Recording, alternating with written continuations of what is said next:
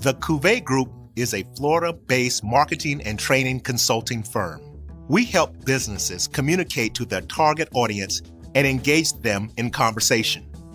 We also help to expand their audiences, which will ultimately result in growth for those organizations. In addition to being a certified constant contact specialist, my colleagues and I are also certified in John Maxwell Leadership Principles. We use these proven principles to conduct workshops, training, and private coaching sessions for individuals and companies looking to take things to the next level. Contact us to schedule a free consultation. Issues today, don't delay, call Cuvée.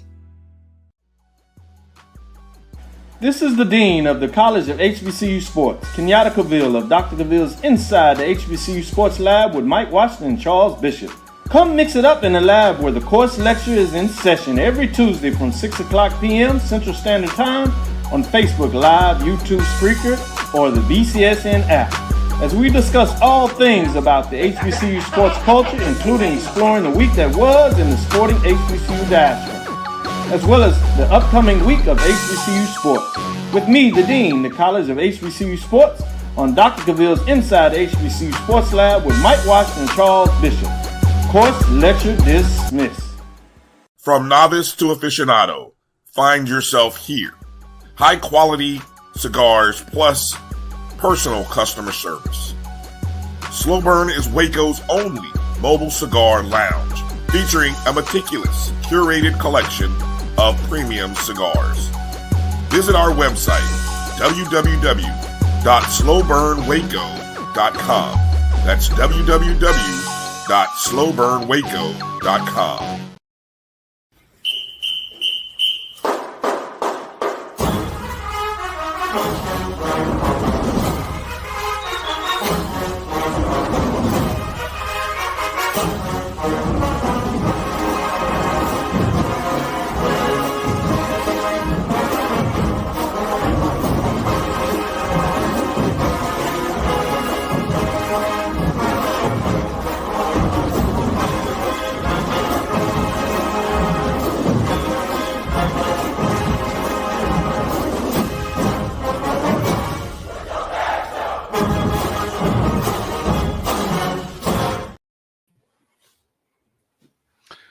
Hello, good evening, Rattler Nation. You are watching a live episode of the O&G StrikeZone. I'm Bryan Fulford. That's Kelvin Rozier, soon to be joined by Marcus Green.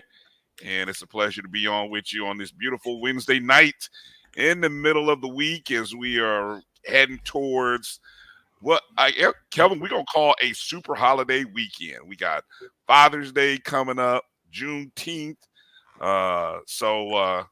It's a good holiday weekend upcoming here. We celebrating dads and we celebrating freedom. So doesn't get any better than that. Kelvin, how you doing tonight?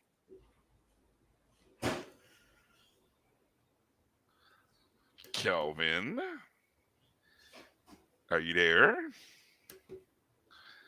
I'm not sure. Are you there? Let's see. Well, I know he was good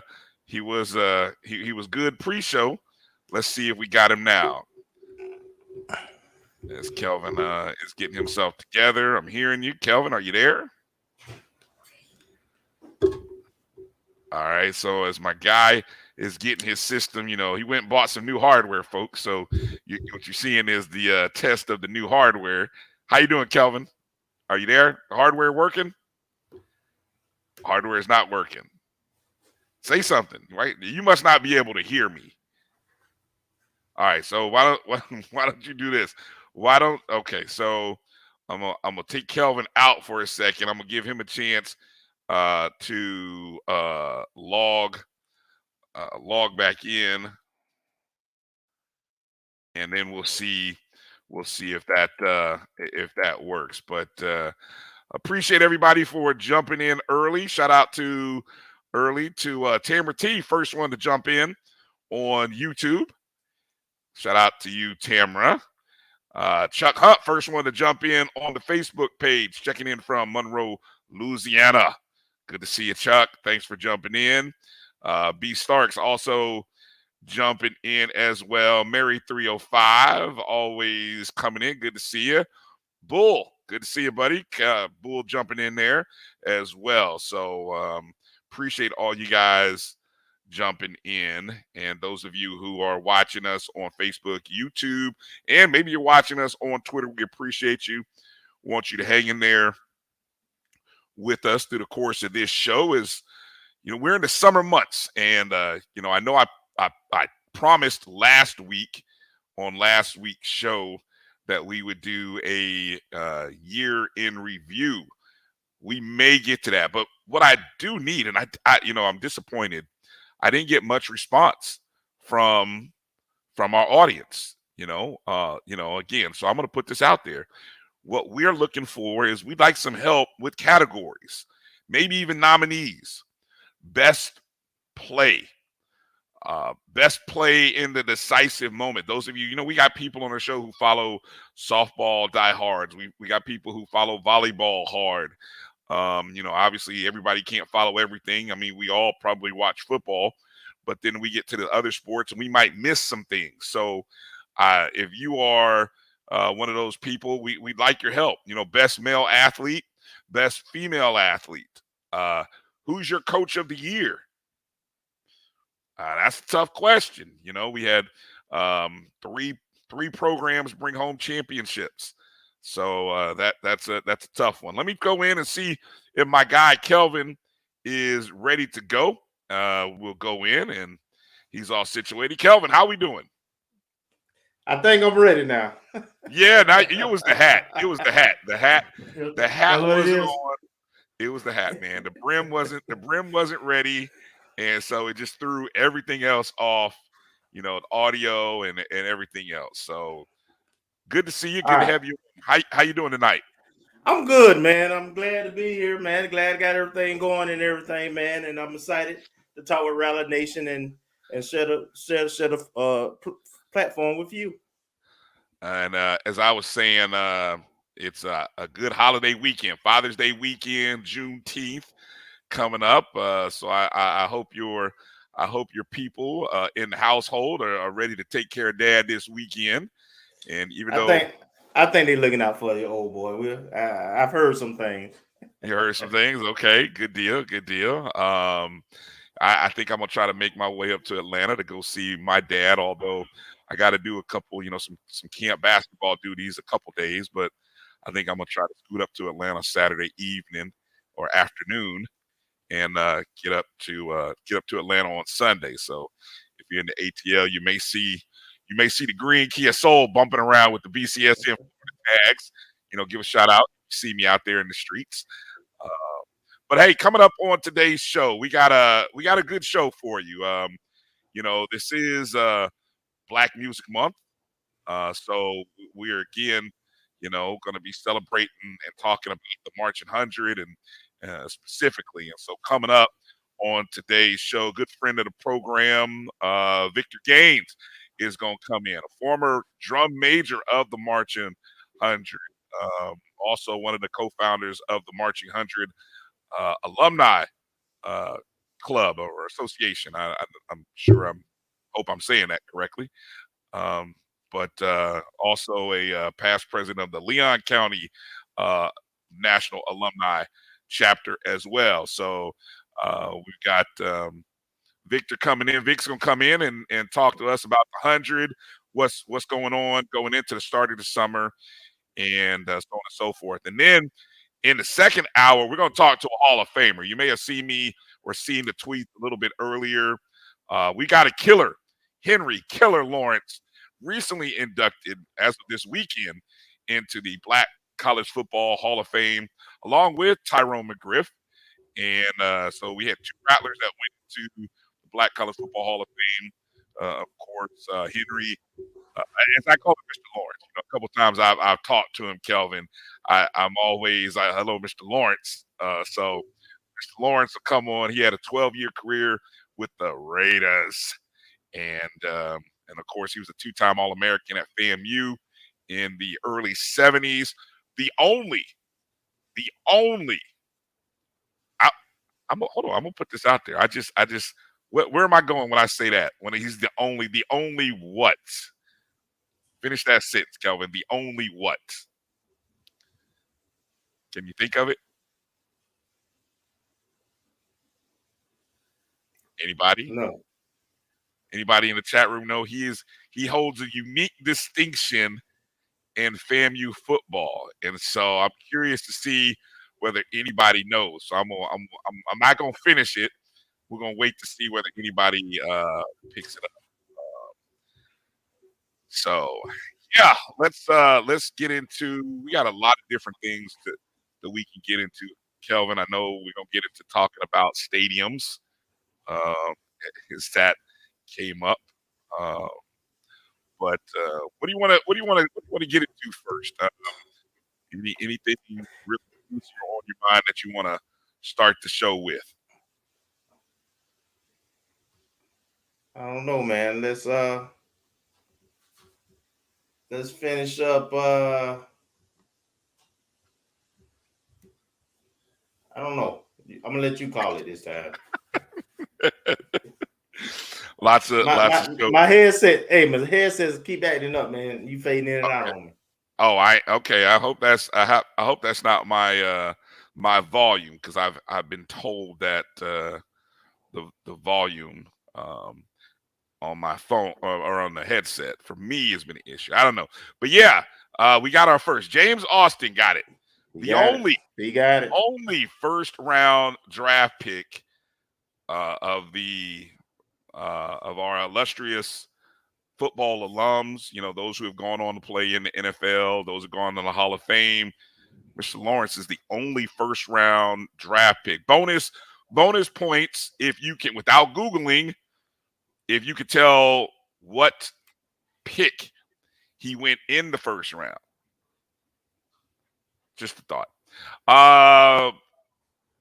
My guy Keith, Things Up podcast, jumped Super Bowl winner. I think we've had a couple of Super Bowl winners, Keith.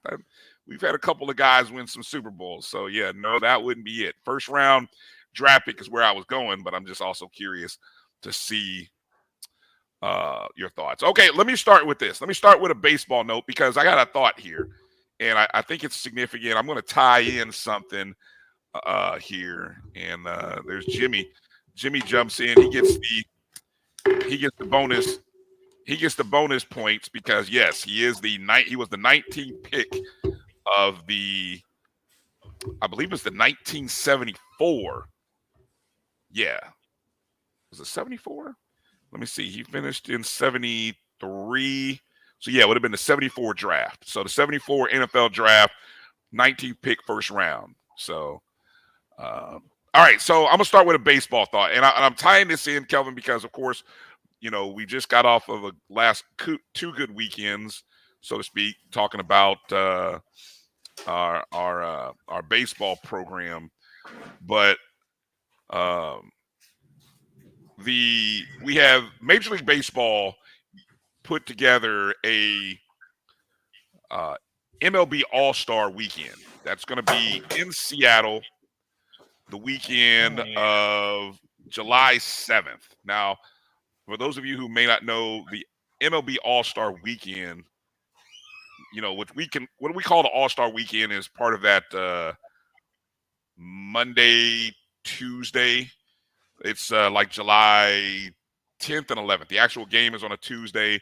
Home Run Classic, what you're familiar with, is on that Monday the 10th. Friday to sort of go into the weekend in Seattle, they created an MLB All-Star game. And so they took 50 players from 17 different Division I HBCU schools. If you happen to listen to the broadcast during the SWAC, you heard Coach Kadar talking about it at some point, as he was one of the people, or is one of the people, that's a part of that selection committee. And so this is really spearheaded by Ken Griffey Jr.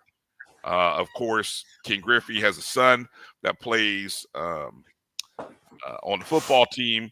And so, he has some definitely HBCU, FAMU ties with that. But it's a really great initiative called the HBCU Swingman Classic. And so FAMU has 4 players that'll actually be playing in this inaugural game.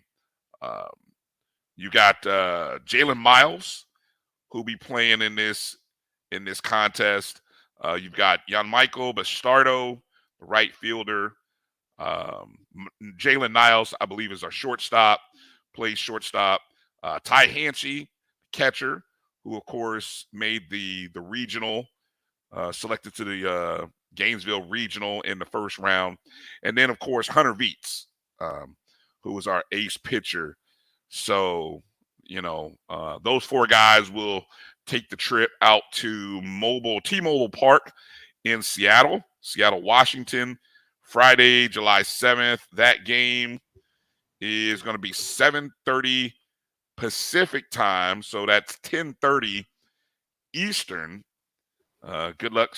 I applaud those of you who are going to be staying up on a Friday night to watch. It should be a good show, honestly, in my opinion.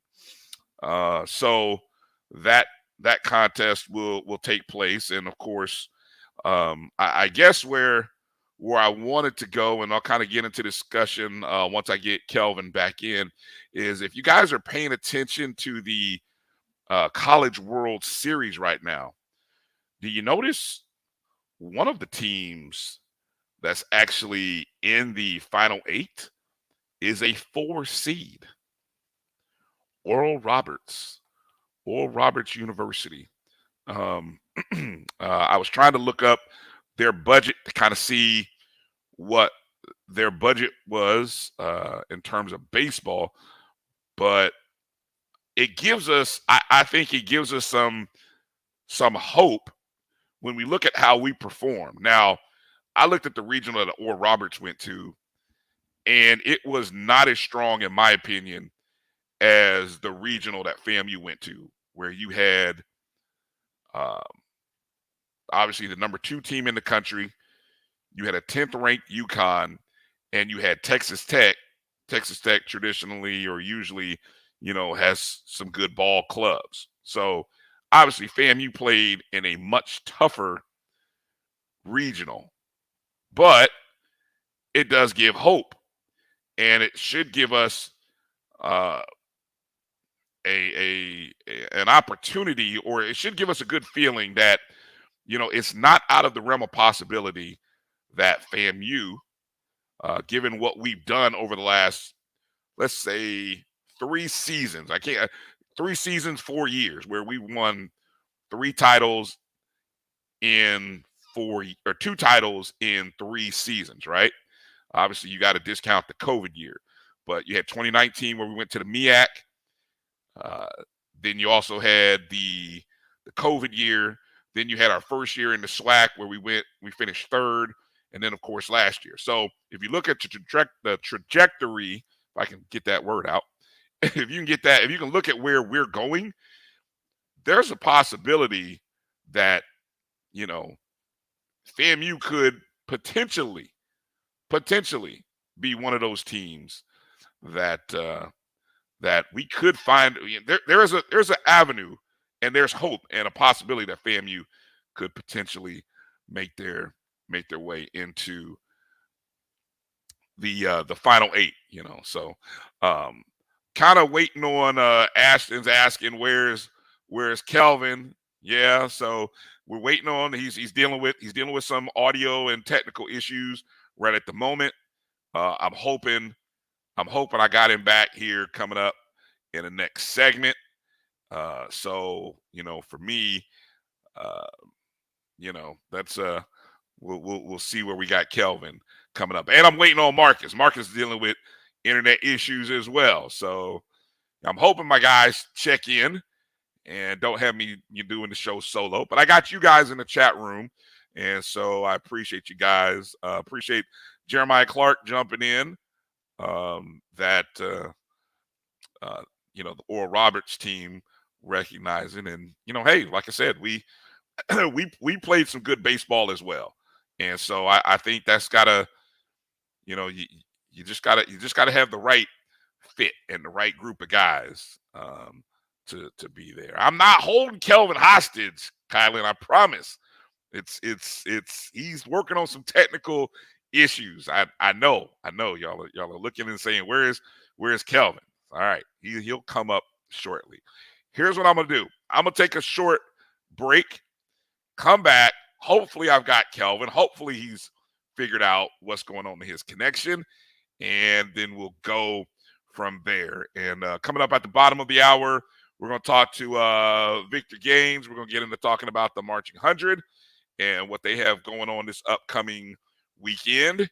And then coming up in hour 2, we'll talk to Henry Killer Lawrence, Black College Football Hall of Famer and FAMU Hall of Famer and All-American.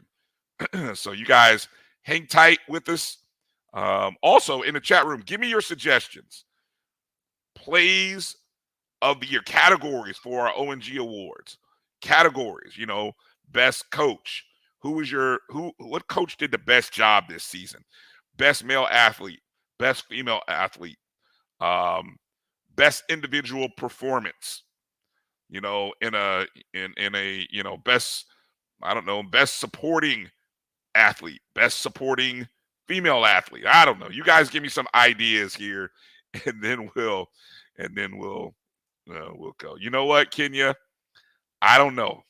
There's a lot of stuff going on in Florida today, just in case you guys haven't seen the news. But I'm hoping turning out internet speeds in the evening is not one of them. Of course, Marcus is not down in Florida, so I think he's just dealing with some stuff up there. So you guys hang tight with us. We'll be right back. You're watching the O&G Strike Zone. We'll be back in a moment.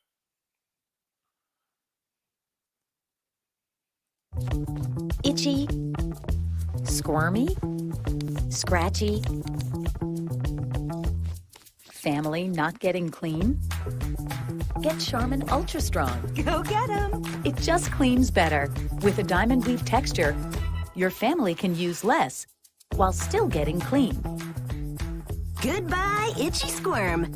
Hello, cream bottom. We all go. Why not enjoy the go with Charmin? At Hampton Law, our primary goal is to provide non-traditional yet effective solutions and redefine the approach to client legal concerns. As your trusted legal advisor, we believe in sophisticated, personalized services that eliminate the confusion and complexity sometimes associated with legal matters. Our high standard for client care and concern, coupled with our extensive legal knowledge and skills, make Hampton Law a resource focused on the protection of the client's interest and overall goals. We value our clients and truly enjoy working with them. Visit thamptonlaw.com to conveniently schedule an appointment online. Tamika Hampton Esquire, 1631 Rock Springs Road, Suite 336, Apopka, Florida, 407-494-1471. thamptonlaw.com. Nope. Come on, him. Ooh, I like him.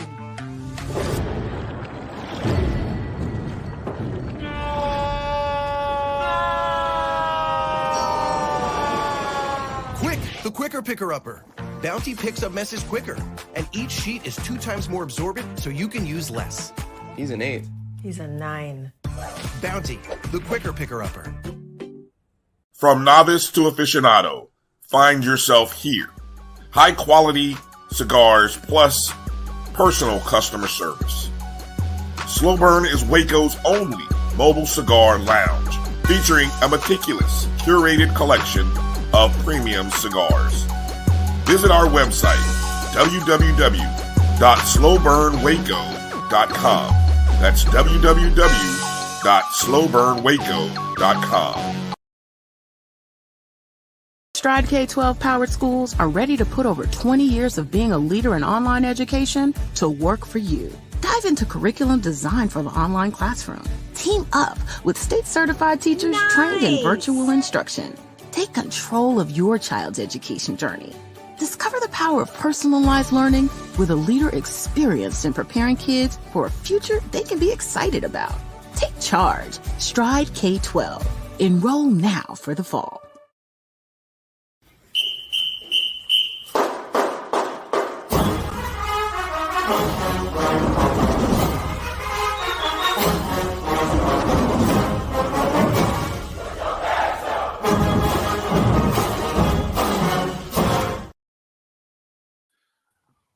All right.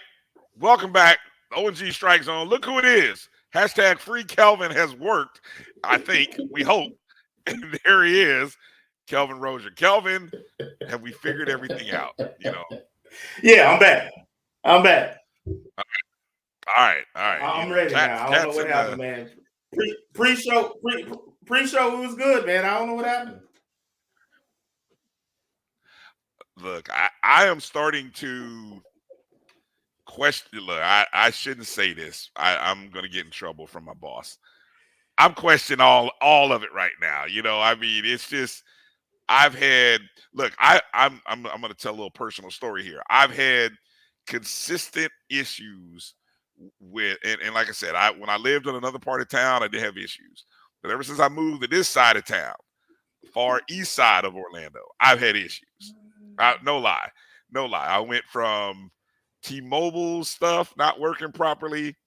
Then I got Spectrum.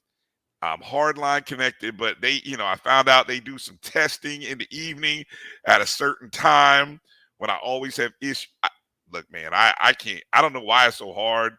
It used to be a lot easier, but so I don't know, man.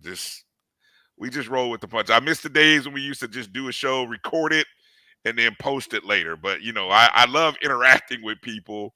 Yeah. And so we keep trying.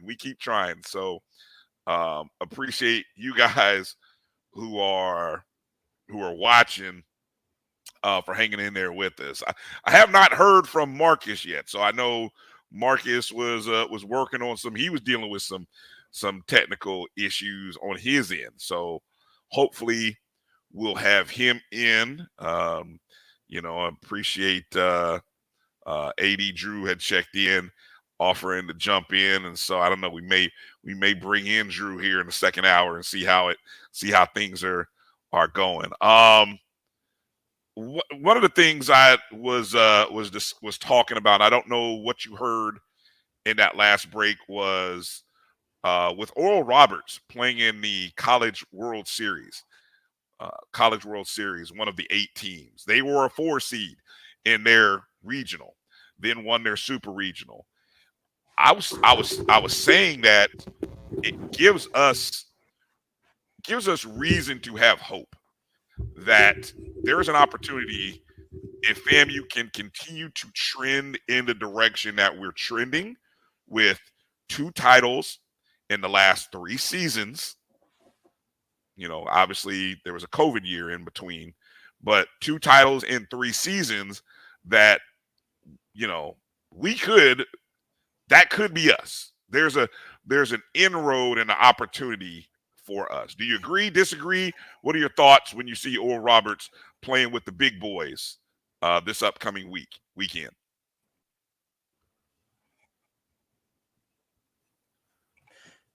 I want us to not be too cavalier with throwing that out there. Is it possible? Absolutely, it's possible. It's possible next year with the caliber team we have coming back, as well as with the pieces that we've added and we will add. However, if you look at their baseball budget and our baseball budget, I'm sure it's a significant difference. We really still have to put the resources into the program to be able to consistently compete.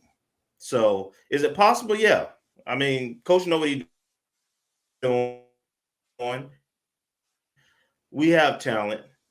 I just think the support part is going to be the challenge to get us over that hump.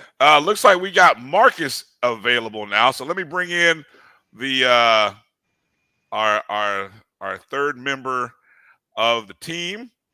Joining Marcus. Home studio. Marcus, darling, how are you doing this evening, Marcus? Working through technical issues. I feel your pain, brother. Aren't we all? I think we all are working through technical difficulties, man. We're all working through something right now. How's your evening other than that? Going pretty good. Everything's going well, What were you going to say, Kelvin? What? There is a major storm along the East Coast. Really, I don't know if it's impacting y'all though, but it's from like the Panhandle all the way up through the Carolinas, and some tornadoes and stuff. So I'm gonna blame it on it, man. might be that smoke that floated down from Canada last week. Yeah, what? Yeah, I didn't even know that whole thing was going on. I just that was wild. This time last week, you could walk outside and it's like you're walking around in a barbecue pit. Really. Apparently, the air index was like 400 something, and that's like unheard of. Wow. And I'm like 2 or 3 states down from New York, so I'm not even near the Canadian border. Yeah. Wow. Well, look, we're all going through something, man. Don't let them tell you there's no global warming going on. Yeah. So look, I don't know. Has anybody done the research or looked into what is Oral Roberts baseball? I know that's got to be a story that's going to be coming up here this weekend because they are the. I mean, I don't know if you could say TCU is the underdog, so to speak, of this College World Series, but I feel like Oral Roberts is, and so I'm just kind of curious about their budget. They got God on their side. They got God on their side. Well, with anything's possible with God on your side, right? That's Know what right. they say? That's right. Say That's amen. right. Yeah, get the church. Amen. Say amen. Can a bishop get an amen? Yeah, so we'll talk about that. Also, in the chat room, we're soliciting Marcus. We're looking for the O&G Awards. So we're looking for nominees for up for consideration. Tamara T jumped in with the best social media. Now, when you say best social media, Tamara, I'm curious. Do you mean best social media account? Like what player or coach is the best follow, or maybe best social media moment? So I'd love a little clarification on what you think like that. Also, she dropped in with another one. Okay, best gritty. Yeah, all the kids are doing gritty, I guess. We saw some coaches do the gritty, so that might have to get some nomination. Best mic'd up viral moment. I like that. Hold on, I need to star these because if I forget these, I'll be the one complaining later. Yeah. Any thoughts that you guys have in the chat room with awards? I think we've got our guests here ready. We're not going to take any breaks since we already took a break. We're going to bring in Victor here. So we're about to go live here. Joining us on the program right now. Victor Game. He dressed out. That's what I'm talking about. Represent, Vic. He got the memo. In orange and green. I'm trying to hear. You there, Vic? How we doing? Let's make sure we got you. How you doing this evening?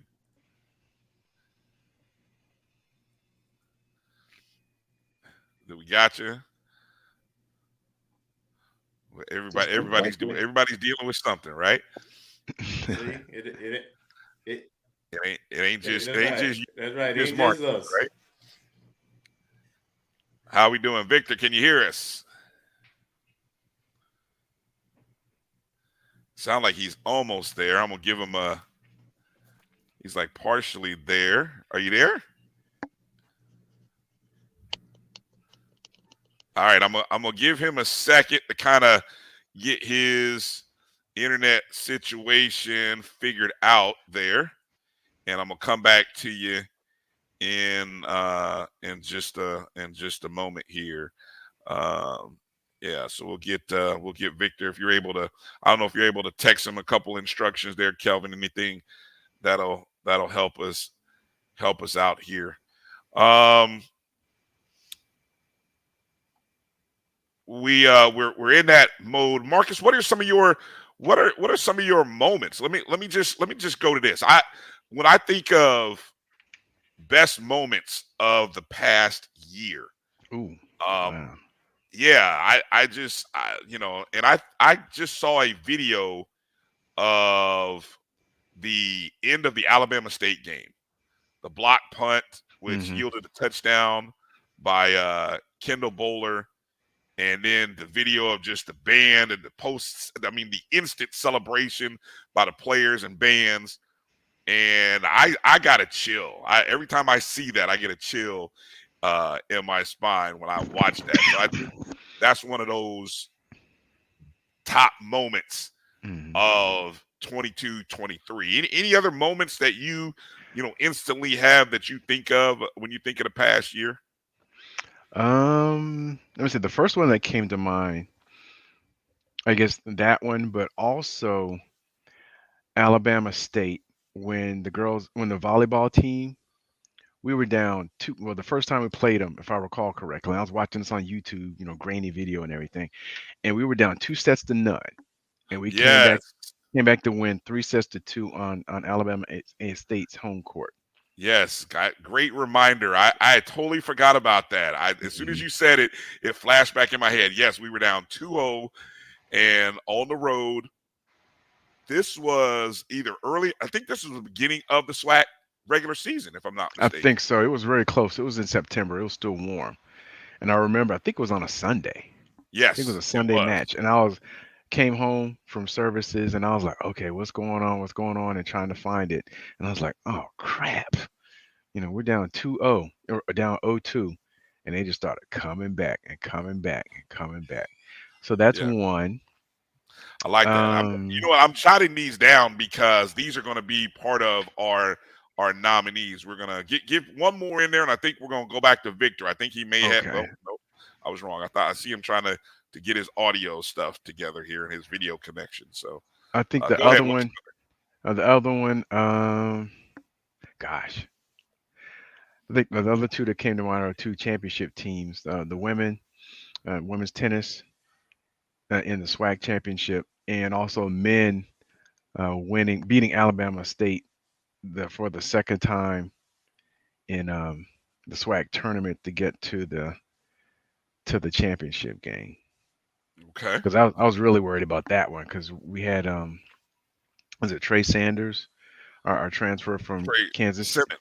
Yeah, Simmons. I'm sorry. I should remember Simmons. That's all right. Transfer from Kansas City Community College, and I was like, but he balled out. What do you hold on? I don't Sweet dropped in one here. The throwback passing. Are you referring to, let me see. Now, what play is he referring to? Sweet, what play when are you Musa threw back, when Musa caught the pass. Mm-hmm. Oh, okay, the Musa catch. Okay. Right. Okay. Good one there. How about you, Kelvin? Any instant, this is a quick question here. Any instant thoughts, memories, image or game of the year, moment of the year? I have to go all the way back to women's volleyball. And, okay, you too. And I'm going to choose the Jackson State game. I'm gonna just choose both of them actually in the regular season because they had been a nemesis. They got a very rabid fan base who very vocal, and they were real quiet. And I like when they're quiet. So yeah. Anytime we beat them right now, it does me good. Nice. All right, let me see. While I see we got Victor, so I'm gonna go to Victor here. Our guest coming up here, Victor Gaines. Let's see if we got Victor while we got his audio. Victor, how you doing tonight? I'm good. How are you? Hey, we're doing well, man. All right, glad we got you. Glad you were able to join us tonight. I see you're dressed apart. You got the memo to make sure to wear some orange and green. So we appreciate that. Absolutely. So just to give folks who may not Marcus know about see, you calling people out. I was giving him a little bit of a pass, Kelvin, because Blue. Yeah, there you go. See. Anyway, so hey, Victor, for people who may not be familiar with you, your background, not only were you a drum major in the Marching 100, you were also one of the co-founders of the alumni Marching 100 Alumni Association, a former chapter president of the FAMU National Alumni Association. Give us a little background on you. When were you at FAM, and give us a little background on your matriculation into becoming a drum major first off. I'm actually from Tallahassee, Florida. Went to James S. Rickers High School. Shout out to the Raiders and the Redskins. I was a Redskin. Went to FAMU at 84. I left in 91. I was a graduated a few years after that. I was a head drum major, of course, of the Marching 100. Worked my way through as a trumpet player. Then became drum major. Then became head drum major. Marched with the band when we went to Paris. That was one of our biggest trips. And years later, founded the Marching 100 Alumni Band Association. I'm an avid photographer. Love taking pictures of just about anything. I've been taking pictures of the band for probably about 30 years or so. So that's it. I like bike riding and spending time with my kids. Nice. You guys out there in the chat, any band questions or questions that you might have, put them in the chats, and as we go along, because I say that because I always feel like there's a lot of questions that people have, sometimes a lot of mystery surrounding the 100, and there's a lot of tradition surrounding the 100. That's why I loved about when Kofi would, I'd pick Kofi's brain about X, Y, and Z, just to kind of fill in gaps, things I thought I knew that I didn't know. So my first question, as the drum major, let's start with the number, because I've always felt like there is a tradition, or has been a tradition, I don't know if it still exists, with the number of drum majors. So start there. Let's ask that. What has been, what was the tradition regarding the number of drum majors in the 100? Well, it kind of went from, of course, one, when Dr. Foster was here. When I first joined the band, it was at 5. And so we stayed at 5 for a few years. And then when I was chosen, we were still at 5. We had one of our members come back for grad school, and he became our head drum major. So that put us up to 6. And we had an alternate. Dr. White decided that he just wanted to have a full slate of drum majors. So we went with 7. And so we had that for a little bit, maybe about a year or so. And then one of our drum majors went to the Persian Gulf. And so he was promised a position upon his return. And he came back the year after that in 91. And so then we went from 7 to 8. And so that's when we became the 8 Wonders of the World, and kept that for probably 10 years. And then after that, we kind of ended up going up 1, became the Presidential 9. And then when Dr. Ammons got here, the Presidential 9 were named after each one of the 9 presidents. So Dr. Ammons was the 10th president, and he wanted to have a 10th drum major named after him. And so Dr. White obliged, and we had 10. We had the Presidential 10. And so since then, we haven't really had a set number, but we've kind of, stuck around that 5 or 6, and we should have 6 coming in this fall. So it was kind of by chance that we ended up being as large as we were, but Dr. White wanted a certain look. And once he started seeing that look, then he stuck with it. So, just imagine seeing 10 6-foot-tall drum majors walking across the field. That's pretty intimidating for others. Right. See, that's what I thought. See, I remember the Presidential 9, and so then I was always of that thought, and so I'm glad I asked that question. Kelvin, go ahead, jump in there. You got next up. Yeah, there's a couple of them, Vic, that I got for you. First, I know that the they honored Dr. White recently. So I want you to kind of talk about how that came about, and talk about the program and everything you did. And then the second question, I just want you to talk about when you met Kofi. He was our co-host. He also went to Rutgers his last 2 years and so forth. And I know y'all crossed paths, on campus and everything. So, I just kind of want you to give your reflection of Kofi and his participation in band activities. Okay, so last month, actually the end of April, we did a surprise black tie gala for Dr. White in recognition of his 38 years, I believe, of service to the FAMU bands. And at one point I was, after he retired, I'll use that in quotes, we had a, I was thinking like, there should be something that we should do to really honor him. And there were a couple of things that were done, but I wanted something to be bigger. And I wanted it to be done by his generals. We called ourselves Doc's Field Generals. And so, a lot of us were handpicked by him to be drum majors and subsequently had drum majors. And so we all got together probably around November, December, and decided, okay, now we're going to do this.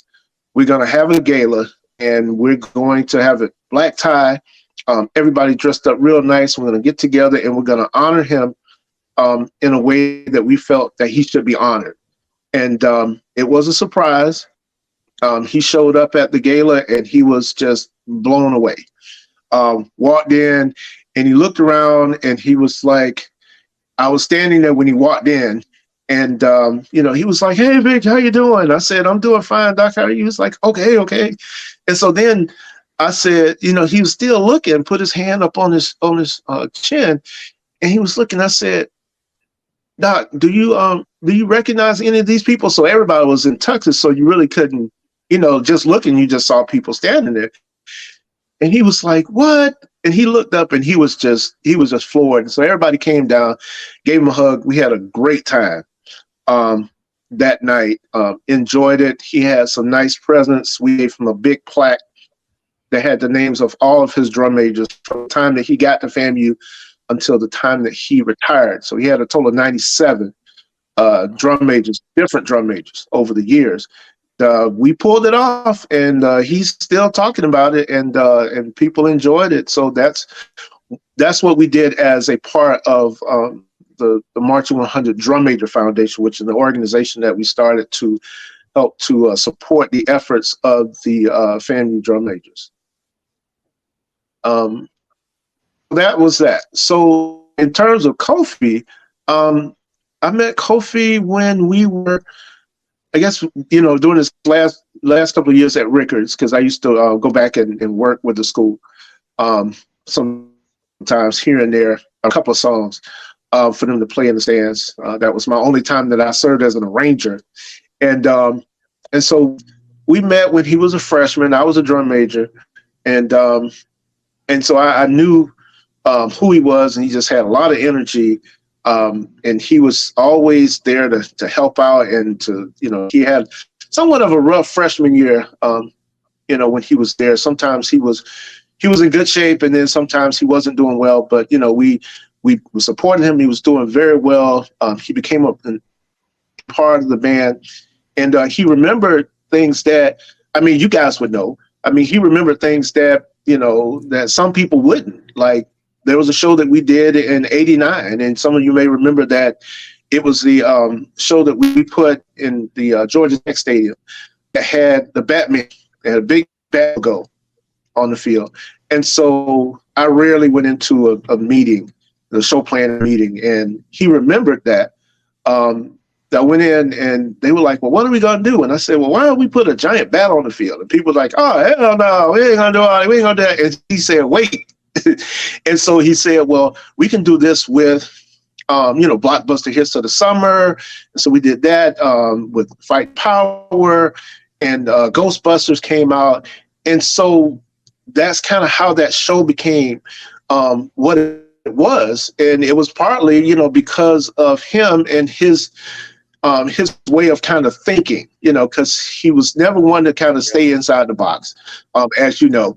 And so this is one of those opportunities that he had to say, hey, this doesn't sound, wow, my nickname is Batman, people were just like, well, now you want a show named after you. That's real nice. But then after he said, wait, and thought about it, then, they put it all together and that's what happened. So he took that, and over the years, he's been doing the same thing, kind of doing, kind of charting his own course, taking taking some things that he liked, bring it to fruition.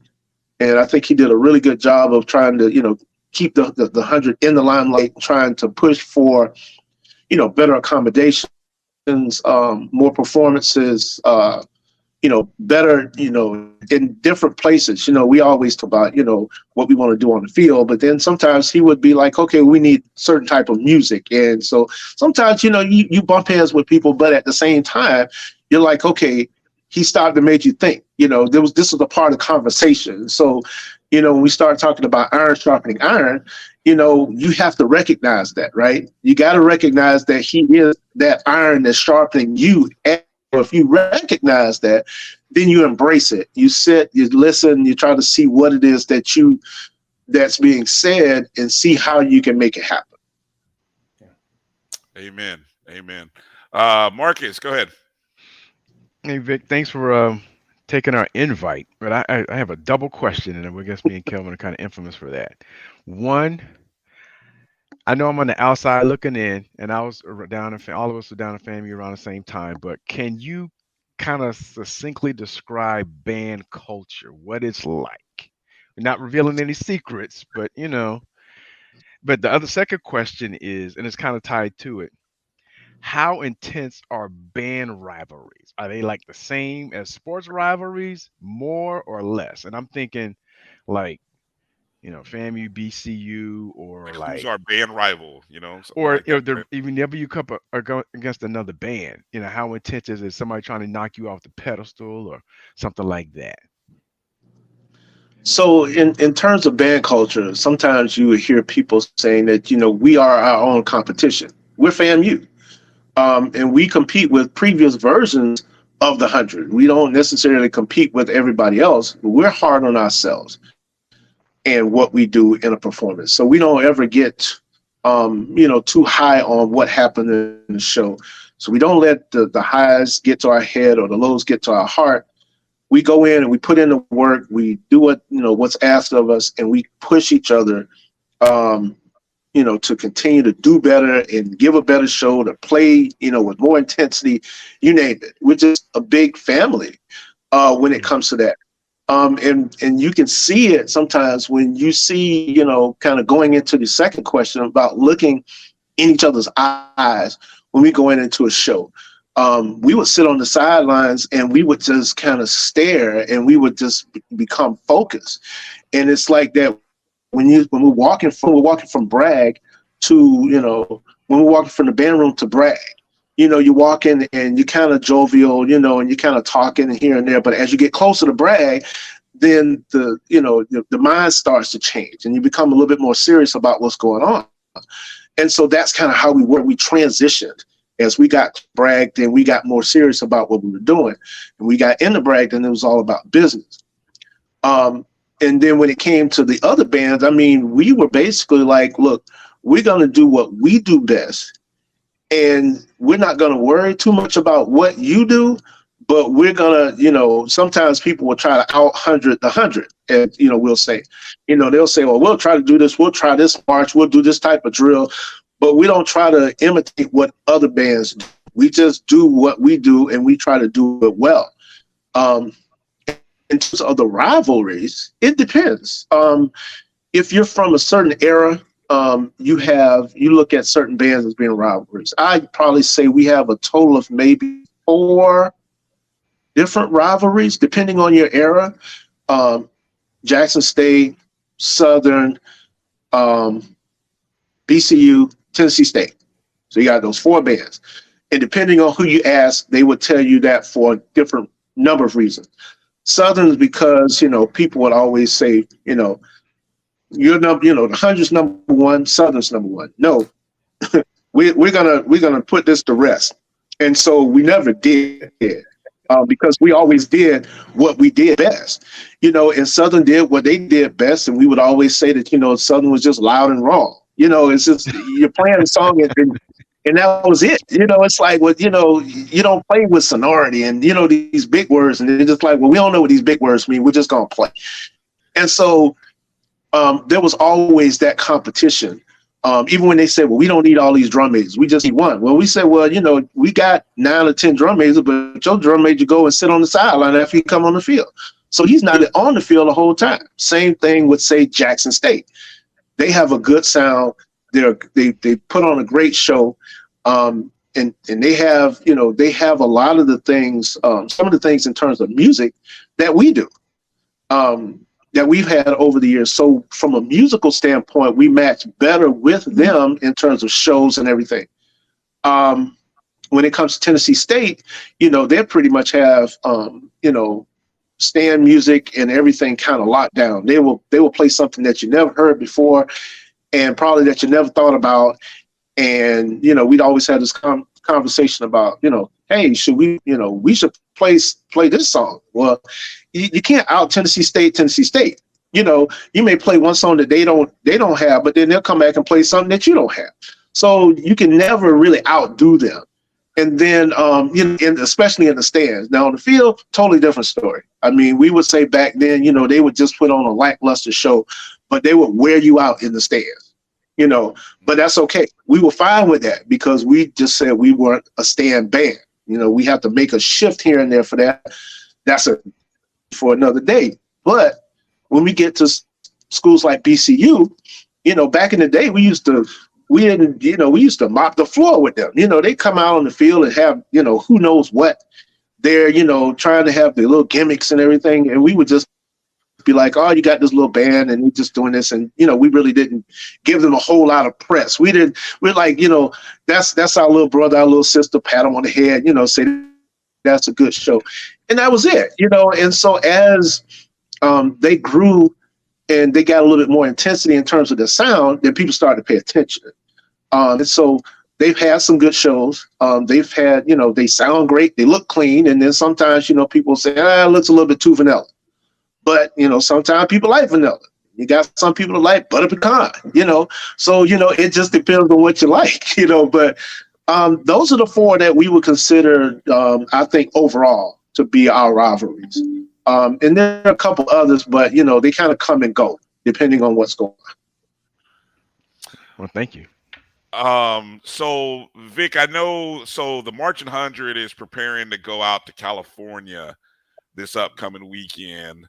To San Jose, California, for a Juneteenth homecoming festival in Santa Clara County. If I'm not mistaken, isn't this like the second trip to California I can't remember when the Rose Bowl was. The Rose Bowl January 21 or was it January 22? It may have been. That's a good question. It may have been 21. I think it was 21. Okay. That was just before COVID. Okay. So I guess, and obviously I know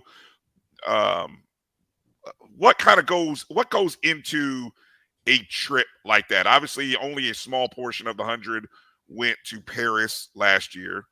I don't know the numbers going to Santa Clara. What goes into a trip like that? I mean, as much as you can give us a little background into how this works. Yeah, it's a funny story behind that. One of my friends that I graduated from high school with contacted me on Facebook last year about them coming up for this performance.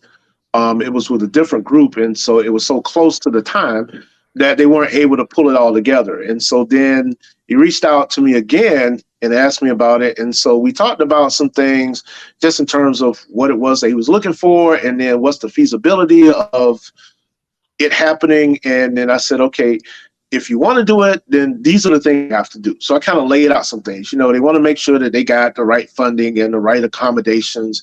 You can kind of say what it is that you need, and then you go from there. You contact Dr. Chipman. He will, go through and make sure he's got the approval from Lindsay Sargent, who's the department chair, and all the other people upstream. And then they start to talk about what they want in terms of the show and how many people they would like, how much they can afford. And so they have they have 55 that are going to California with 5 staff members. I tried to get on the plane, but they said they were full. But stuff like that, I mean, they tell you what it is that they're looking for. And, we can kind of do that on, we can perform, with a group of 50. We did, 30. We did, our first performance on the basketball court was we went to the Magic Johnson All-Star game in California in '90, and shortly thereafter we did one for the open up for the Orlando Magic, because that was their inaugural season. So they tell us what it is that they want, what they're looking for, and then we say, okay, well, let us see about putting something together that's going to satisfy you. And then I guess we go in and put everything together. We may send them video, or may have a conference call with them, and between Dr. Chipman and the people who are sponsoring, they decide what they want to do and what they're looking for. And the band starts to practice, and they put, show together. Sometimes they may need certain music.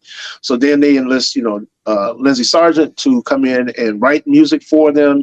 And, they learn the music, they learn the routines. They're probably practicing now. I know they're practicing sometime last week, go through, and then they get ready and they go and perform. And after that, then they get back on the plane, not right after, but, they get back on the plane, they come back home. So you got about 60 people that are going, and there may be a contingency of, FAMU administrators that may be, coming along as well. Nice. Let's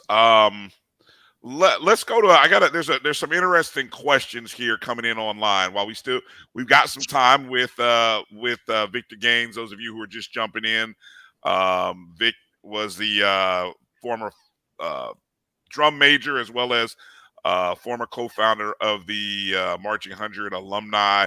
Am I saying it right when I say the Alumni Association for the Marching? Yeah, it's the Marching 100 Alumni Band Association. Okay, when did you create that, or you were obviously a co-founder? So when was it created? Maybe a better way of saying. Yep, I am the founding president. We started in 2000, so this is year 23 for us. I served as president for the first 15 years. Okay. And what, I mean, just what precipitated that being funded? What did you find was missing, or was it just an opportunity to connect and bring more alums together? Well, at first we were getting information about homecoming, and performing at homecoming. We would get it almost at the last minute, about what we needed to do, what type of shirts, how much it was going to cost. And we were always kind of on the back end, we were behind the 8 ball when we came in. So at some point I said, we got to do better. So I started to kind of organize some, group of people, and said, okay, well, get the information from, Mr. Beckwith, who was kind of serving as, our coordinator on the band side, on the March 100 side. And then at that point, then we started to kind of say, okay, well, we're going to start a little bit earlier. And so we started working on homecoming. That was our first thing that we started doing in 2000. And then after that, we said, well, hey, we need to start, we need to make it a more formal organization so we can give out scholarships and support our students. And so we did. So in '99, we started, gathering together and talking about it, at homecoming. And in 2000, we formalized the organization. And so since then, we've given out over 100, probably going on $200,000 at least in scholarships and book vouchers. And, we've supported the band in just about everything that they've done. It could be anything from, whatever they needed at the games. It could be water. We've also sponsored like the breast cancer awareness shirts that you would see at some point. Even with that, I looked around and said, well, wait a minute, everybody's got on pink. Oh, they got on pink in reference, for breast cancer awareness, but then the March 100 didn't. And so, we said, okay, well, let's make this happen. And so then, we got them shirts. And so when they got in the stands, they took the jackets off and they had on nice shirts that, commemorated Breast Cancer Awareness Month. So we would do that, support the band when they would go to the times that they went to the MEAC basketball tournament. We would, purchase shirts for the pep band. So we would just, anything that the band needed, and we could do it, we would step in and we would do that. And so if they were going somewhere, then there was always somebody from the Alumni Band Association there. So even to this day, that has not changed. We're very active in terms of, the band camp, what they're doing, the football season, going to the different classics, you name it. That's what we were here, founded to serve the students of the FAMU bands. And we've been doing that for 23 years officially. And then back to 92. If you go back to 92, this will be 31 years of being a part of homecoming festivities and supporting the band as a group of band alumni. Nice. I got to imagine, Kelvin, Marcus, feel free to jump in here, your thoughts. I got to imagine the Marching 100 alumni group has to be probably one of the larger alumni groups, like a DSO, direct support organization, in the under the alumni umbrella. I mean, you got to imagine every year you're probably, what would you say the average, how many graduates did we have from the band this past year? What, maybe like 20 to 30, maybe 40? Normally about 20 to 30 per semester. So we could, the numbers have increased a lot over the years. So we could have probably about, 50 to 75 or so graduates every, calendar year. And so we get them and then they, become indoctrinated to what we do as an alumni band association, and invite them to come back to participate in homecoming and everything else that we do. So that's a part of what we do, is try to support them academically so that we can help with the overall numbers of the university. We talk about, 4 and out, 4 years in, and we try to help them to get through that. And we do the things that we need to in order to make that happen. So we're proud of the fact that we have, more graduates every year, graduating, coming in, higher GPAs, sustaining their the GPAs and just their eligibility to be able to march.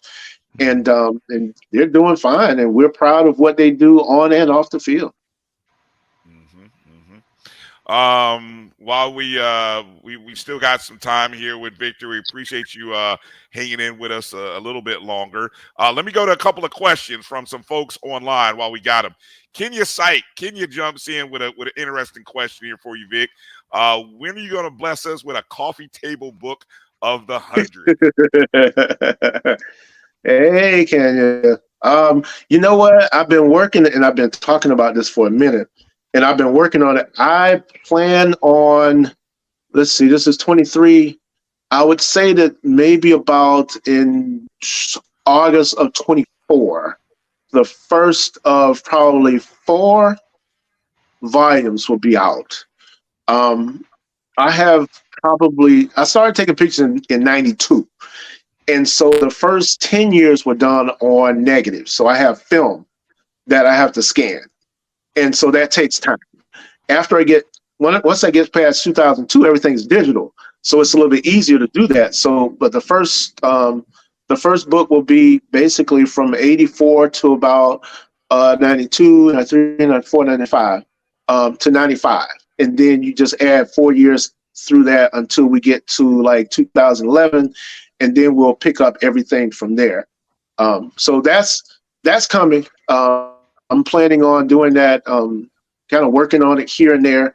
But I just need to sit down and get my scanner, back up and running. Every once in a while, I'll drop a picture in here and there, but I got some really good stuff from the 80s and 90s that I can't wait to do. I gotta get down and sit down and just really get on it. So Kenya, remind me, nudge me.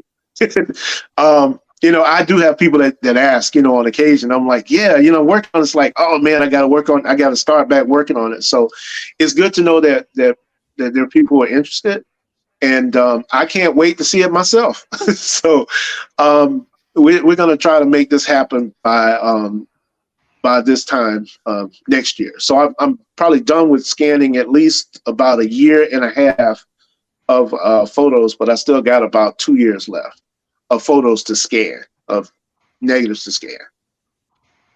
Right. Okay. Let me see another question here from B Starks. He's referring to the AT&T commercials in terms of the band. I don't know if that's a band or the university. I don't know how that really works, and feel free to sidestep any of these questions that people are throwing left and right, Vic. So any thoughts on that? I can't even. Let's see. Does the band receive any proceeds from the AT&T commercials? The short answer to that question is yes. No, what that number is, I have no idea.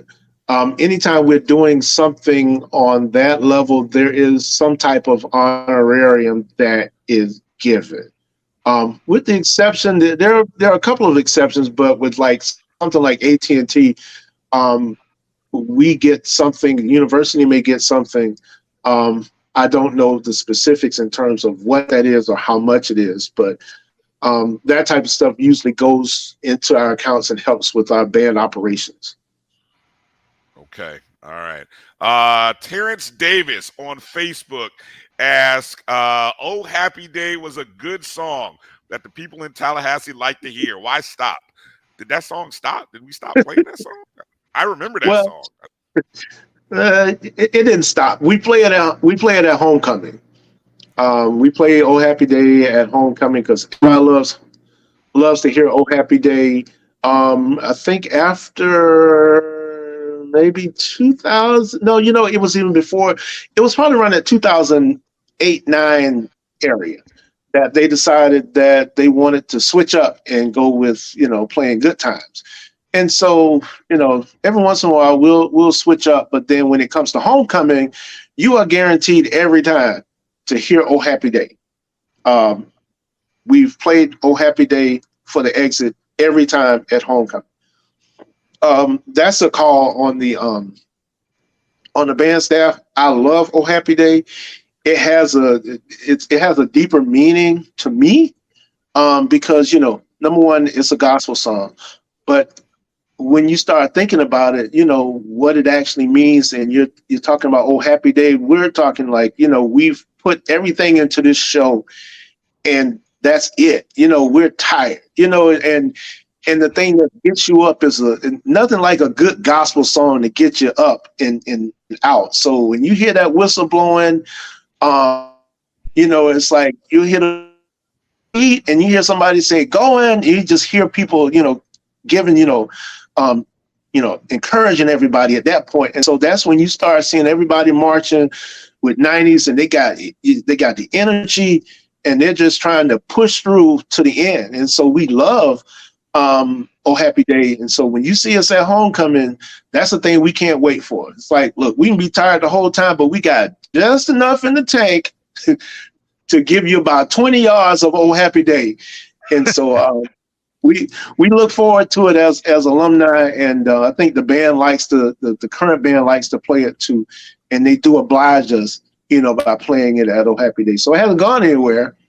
We just play it mainly at homecoming. All right, and I got one last question here from you from let's see. Hollow ask, how can we get the band to more away games? points out that Kofi really wanted to see the band at more away games, which he definitely did. So I guess the overall question is, what are your thoughts? What do you think it'll take to get the band at more away games? Ooh-wee. Now that's a hot topic right there. That is truly a hot topic. And I say that because there are two parts to this. The first part is that bands would have an unofficial rule in that if you come to us, we'll come to you. So when we go and visit a band, then we expect that, through communication with them, that we go to you, then the next year that we play, then you will come back to us. And that way it helps both the school, both schools and both athletic departments. What I look at in terms of that happening is saying, okay, we come to that agreement. Everybody's responsible for their own travel, right? We're responsible for getting to that game, like we go to Southern, and Southern's responsible for getting back to Tallahassee. Same thing with any other band. So there are a couple of bands that we owe trips to, and there are a couple of bands that owe trips to us because they didn't return, the favor. And so we have to come up with something between the athletic departments, between the schools, and say, hey, this is what we want. This will help us both. When we come to your town and we come into your stadium, we're going to bring, 2,000-3,000 people. And when you come to brag, then you may bring 2,000-3,000 people. And so we all want to enhance that HBCU experience. So why don't we work together to see if we can make that happen? And so that's, for me, if we get that together, then I think everybody wins. It's a win-win, especially when you have the schools and the athletic departments concerned. If you go outside of that, it's almost like you're paying. Like if I had the money to pay for the band to go to, say, the Southern game, I had $100,000 just sitting around and say, okay, well, here, go to Southern. I just blew $100,000. Not blowing, but I just gave the band $100,000 to go to Southern. Southern gets the gate. Southern gets the concessions. Southern gets the hype. They get all that. Then the next year, they don't come back, right? Right. So I paid $100,000 for them to get a free concert. And so that's kind of where sometimes when, depending on who you talk to, that's where the difference comes in. Do we just give that money offhand, we go and raise it, or we raise it with the expectation that somebody else will come back and do the same thing? Where's the return on investment? And so we have to kind of work on that and get that kind of laid out. And then once you can do that, I think everything will work out well for you. Well said. Well said. Well, we definitely going to have you back on later, Victor, later on, probably maybe even definitely into the fall, because, we miss our, we miss having our band expert. So, you might have to become the official band expert of O&G, since we don't have Kofi. Kofi would always be playing some. Well, what would he do, Kelvin? I know he had a thing about Southern where he would just be like, I can't even duplicate it. I'm gonna have to find the clip with just hearing him duplicate Southern. But Victor, we appreciate you joining us tonight. There it is. Exactly. Loud and wrong. Loud and wrong. A bunch of half and whole notes. Right. That's it. Victor, let people know where they can follow you, find you, and find your work.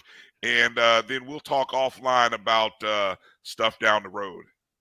Okay, I am on Facebook. I have a Facebook page, VRG Photography, that has my photography, all of my photography work. I do have a Facebook page also, Victor R. Gaines for FAMU. I am on Twitter under Bruce Wayne 100, Bruce Wayne 100. Instagram is VRG Photography 91, and FAMU DM1 is my personal page. So I think I'm pretty much everywhere. I don't do Snapchat. But those are the places. And then my website is vrgphotography.smugmug.com. So I will, post some of my work there as well. All right.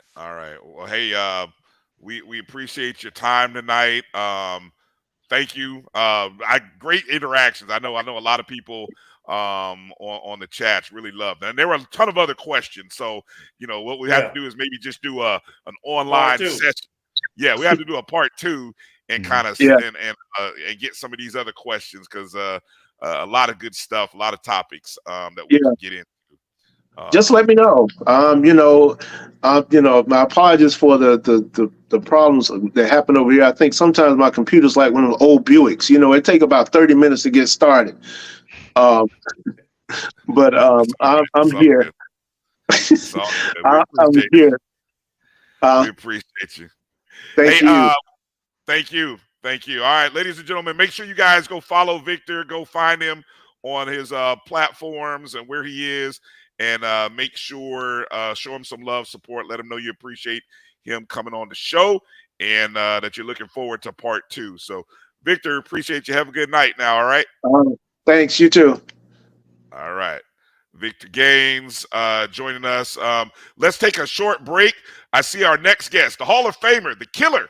He is in the green room waiting to come in. So, coming up in a short 2 minutes, we're going to talk to the Hall of Famer himself, Henry Killer Lawrence, in just 2 minutes. Hang tight. You're watching the O&G StrikeZone. We'll be back in just a moment. I have in me the ability to make you a better you. So if you work hard, focus, stay on point, you can do anything. Trust me. We made this track to tell everybody they can follow their dreams.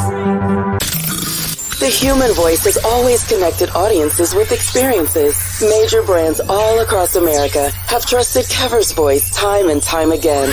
Conversational, powerhouse, intelligent, and sincere. That's the voice you need for your creative marketing process. KeaversVoice.com. Kever's Voice, Kever's Voice, KeversVoice.com. Always on, all the time.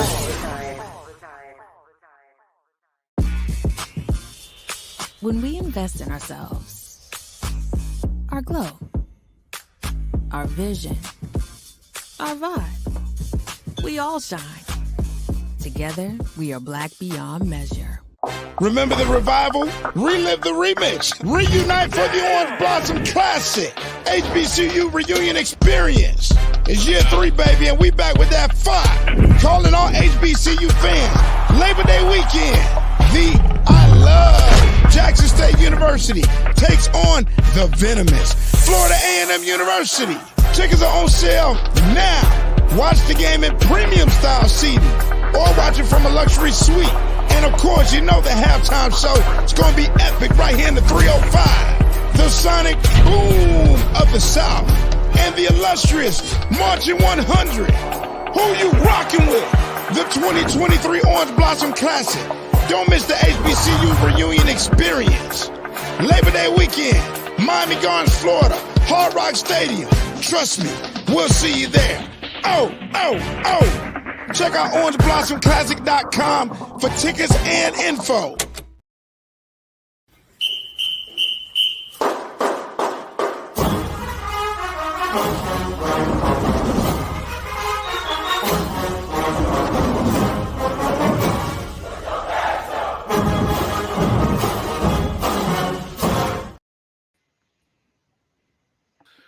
All right, welcome back to the O&G StrikeZone. Bryan, Kelvin, Marcus, and it is a pleasure to be joined by the Hall of Famer,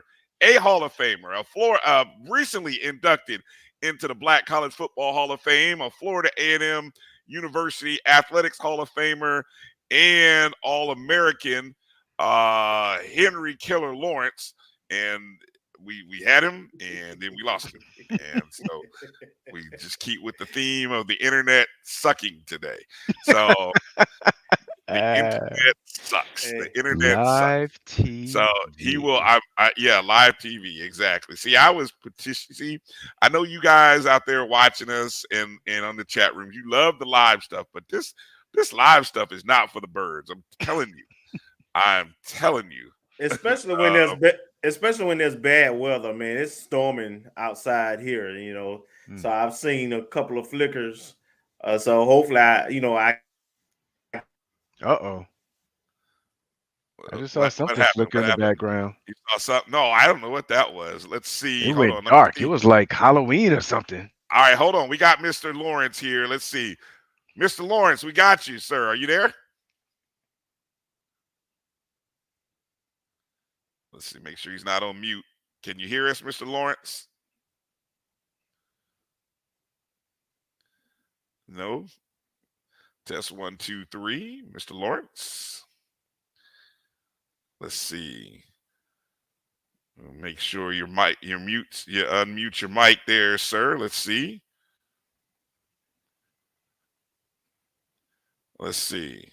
I don't know if you can hear me. Give me a thumbs up there, Mr. Lawrence. I don't know. Sure, maybe he can't hear me. That might be the issue. I don't want to put him out. Let me see if we can have you log back in. Let me see. Let me try to put him back out and bring him back in. EA dropping some trivia questions. Let's try one more time to see if we got Mr. Lawrence in there. Mr. Lawrence, are you there?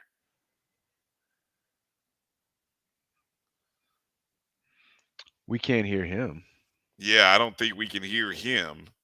And I know usually I feel like if we could get him to log out and log back in, I'm not really sure how we can get that communicated over. I think so. He just heard maybe.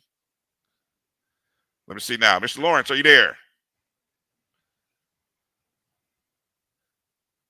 Test 1, 2. All right. Maybe by the time he comes back in. What were you saying, Kelvin? Now you're on mute, Kelvin. All right. Y'all can hear me? Yes, we can hear you now. What You got going on? It blacked out. The power went out, man.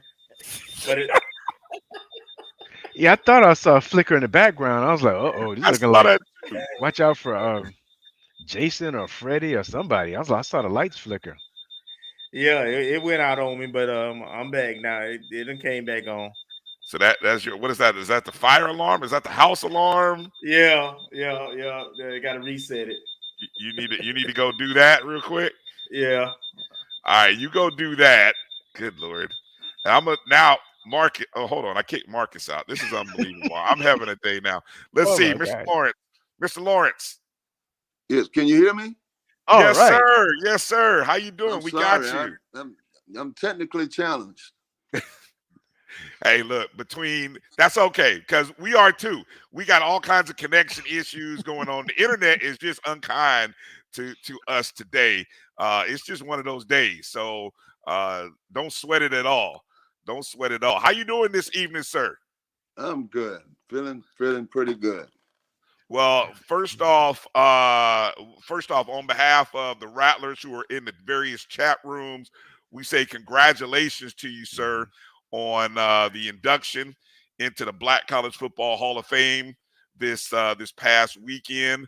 Let's start there before we get into talking about your fabulous career and what you're doing, what things you've been doing after football. What was the experience this weekend like for you? It feels good. It was a great experience. Doug Williams and James Harris doing a phenomenal job in building the brand of the Black College Football Hall of Fame, along with Greg Coleman and many of the others. Mel Blount, the list goes on and on. Adrian Allison from the NFL Hall of Fame, and Baker, former president of the Hall of Fame, and the NFL also, and the teams. They're really they're doing it right. Yeah, I heard a clip. You just blessed us a little bit with that amazing voice you had. I heard a little snippet of the interview where you did a little singing on stage. What song? I forgot. What song did you sing? I didn't catch the whole question again. It was Teddy, wasn't it? Well, Teddy? I started with a little Marvin. bit of the Teddy Pendergrass song, This Gift of Life. Yes. And also Wake Up Everybody. Yeah. That's what it was. I heard the clip with Wake Up Everybody. when you look around that room, and I know I saw the picture of just the FAMU greats that are in that Hall of Fame, but when you just look around that room in general, some of your peers, guys you played against or played with, and then others that maybe came before you or after you, what kind of thoughts come through your mind as a former player, but just being a black college football player and seeing what can we as current fans of the sport and alums, what can we take away from what we've seen in that room? Well, the one thing you take away is that black colleges still have a high degree of excellence that comes out of their talent-wise. Also, academically, we're right at the top. It's not accented in the whole spectrum, but there's a lot of excellence that come out of the HBCUs, and I saw much of it there, and not just athletics, but also academics. As President Robinson and was there from FAMU and athletic director. There was all kind of people. Mike Madden, John Madden's son from Madden Charities, the Las Vegas Raiders. It goes on, and the NFL teams support. And these guys, I played against many of them. Ed Jones and Blunt, and just to have the camaraderie with these guys and guys that were combat with. It's real special. It really is. It's hard to express the special emotions and feelings that you have for these guys. Go ahead, Kelvin. Go ahead. Ask. You got next up. I want you to kind of talk about. I like to know. Speaking of black excellence and actually FAMU football and beyond excellence, Ken Riley is going into the Hall of Fame this year. The NFL Hall of Fame, no doubt. I kind of want to know. I know you came to FAMU a little bit after Ken, but I also know you was on some of those Raiders teams that I'm sure y'all competed against each other. But just kind of talk about when you met Ken, your relationship, and your thoughts of him going into the NFL Hall of Fame. Ken was a very special human being, but Ken wasn't just a flea. Ken could have gone to Oxford if he wanted. He could have gone to Harvard. Yeah, he was a serious scholar, and I had an opportunity to participate in his golf tournaments for charity that he raised for scholarships. So I had an opportunity to get to know him. But I am so disappointed that he didn't get to smell the roses when it should have been 25, 30 years ago. And it's happening with a lot of our guys, even with Bob and so many guys that they don't get to smell the roses. I'm glad that I got an opportunity to smell the roses with the Black College Hall of Fame. Hopefully, maybe I'll get to smell the roses with the NFL Hall of Fame. That's right. That's right. I've been nominated a couple of times. So he left the league leading in pretty much every category. But he's in there now.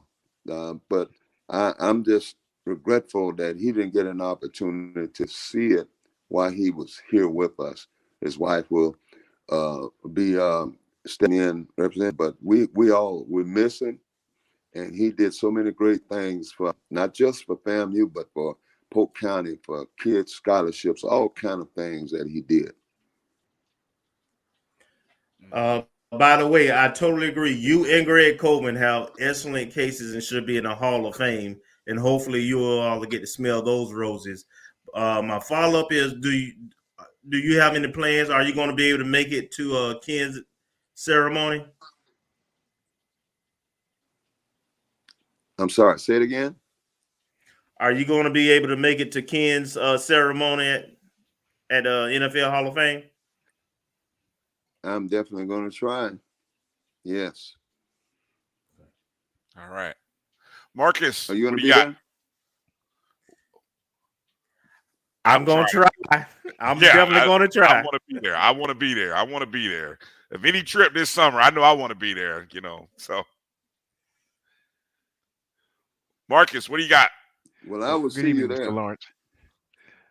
Good evening, Mr. Lawrence. Thank you for coming on the show. I wanted to ask, throughout your collegiate and professional career, what event or moment would you consider the pinnacle of your professional and collegiate football career? Professionally, I'd have to say that the 3 Super Bowls were the tops. The last one was probably the one because it was in my back door. I'm from Tampa Bay, and we had it in Tampa. But the most gratifying one was when we played the Philadelphia Eagles, because we played them early in the season as well as we played the Redskins also. But I had like 4 or 5 sacks against Claude Humphrey. And I don't care how good I blocked, he still was getting there, and he was talking. Now, homeboy, you trying to kill me? And bam, sack. Even I had him on the ground, laying on top of him. He still got a sack. So, but he paid me the greatest compliment after the game. Say, look, don't get on yourself, because Scrooge, you've been the best tackle in the league since you've been in the lineup. I've been watching you. He said, and I studied this game, and I just knew what Jim was going to do, and he was going to step back, and I studied it, and he was right. You know what I mean? I blocked him. He was one of the great ones. His arm was about 5 feet long. But one of my heroes, him, Art Shells, and the Bob Browns, probably no question the most awesome offensive tackle play in the NFL history. Those guys looked up to him, and they complimented me before I went to the Raiders. So there's so many things. I'm so thankful. Just as a quick follow-up, Mr. Lawrence, since you mentioned Mr. Humphrey, who was the toughest person for you to block? You had to ask me. Well, I can't say I blocked him, but there's no doubt Reggie White probably the most dominant as a defensive line in NFL history. And he wasn't on me, but they set up a scheme, I guess, to protect the right guard, and he was on the center. And anybody studying and looking at it know that you can't do 3 reads and come back, 2 reads and come back and block Reggie White, because he was running through the centers. So I'm reading the linebacker, and I'm reading outside, and I come back, bam, he's right there. So there's no question. Reggie White, probably the most dominant defensive in my team. There were some great ones there, but Reggie was the most dominant. Oh, well, thank you. Somebody in one of our listeners in the chat room, who was it? Was it Bull? Bull had asked about Ed Too Tall Jones. What was it like playing Too Tall Jones in school?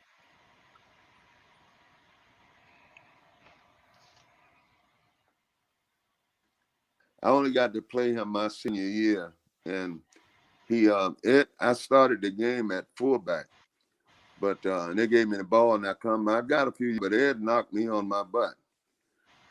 Nobody could block him. I mean, Ed was jumping over people's head back then. So I went to the line, and I had to play him. I think I did a decent job, but it's hard to do a great job against Ed Too Tall Jones. But I was able to do okay, but they had such great players on the team. You get one beat, then you got to deal with the rest of them. But Ed Too Tall Jones was a dominant force, even in the NFL when I had to play against him.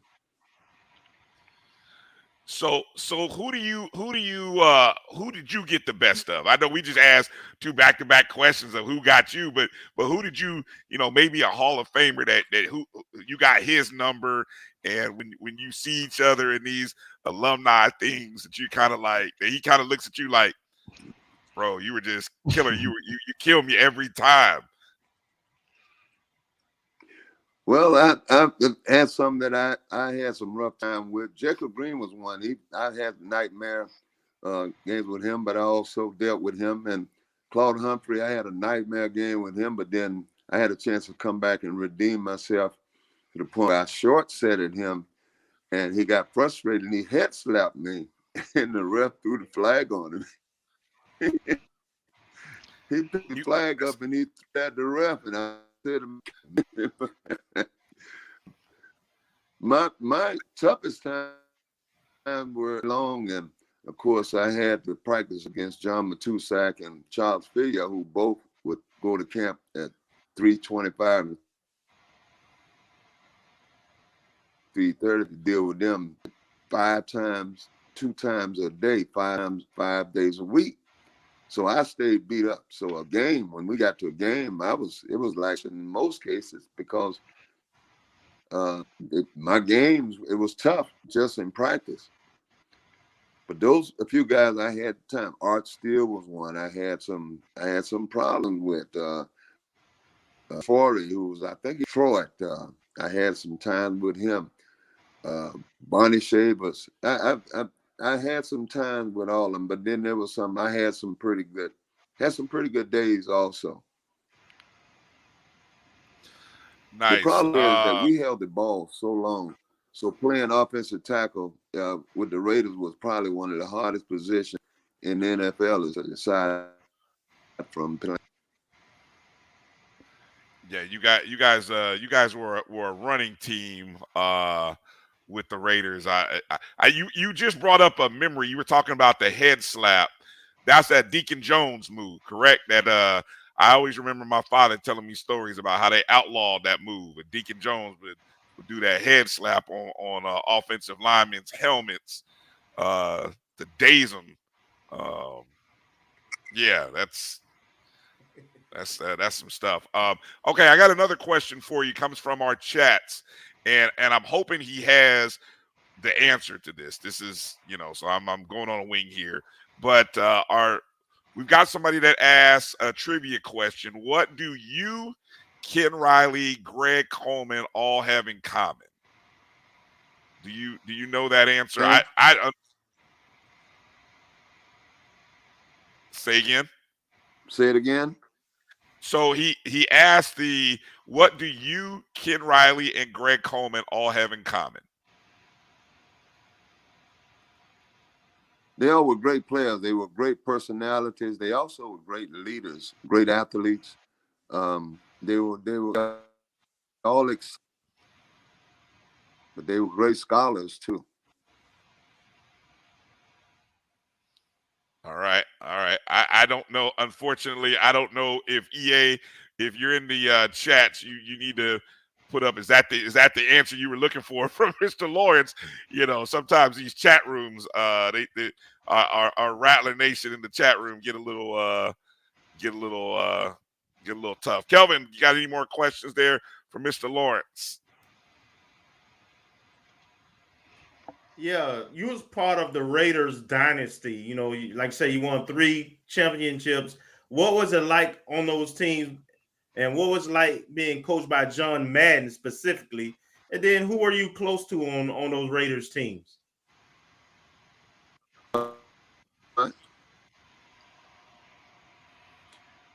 There was a high level of camaraderie, but there also was a high level of confidence and preparation in that. And we knew that we played well, chances are we could win. There were some of those games that we lost some heartbreaking games because of us being predictable. Not the team were physically better than us, but they more prepared because they could predict what we were going to do.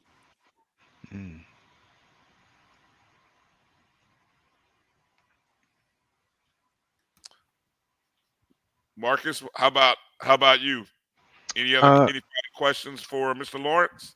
I do just wanted to get his insight or opinion on what's going on today as it relates to HBCUs. And I know you mentioned earlier all the proliferation of talent when you were at FAMU, and we even mentioned some of those names of some of your contemporaries, can you foresee getting at least back to some of that talent accumulation based on what you've seen happen in the last few years, and almost a resurgence, if you will, in HBCU football, and some of the players who are now highly rated by their recruiting services choosing to go to HBCUs? I think that the level, the field is it level again, but I think the individuals that are recruits are a big part of it. And you get students who are the black colleges, and they get the experience of being in that environment.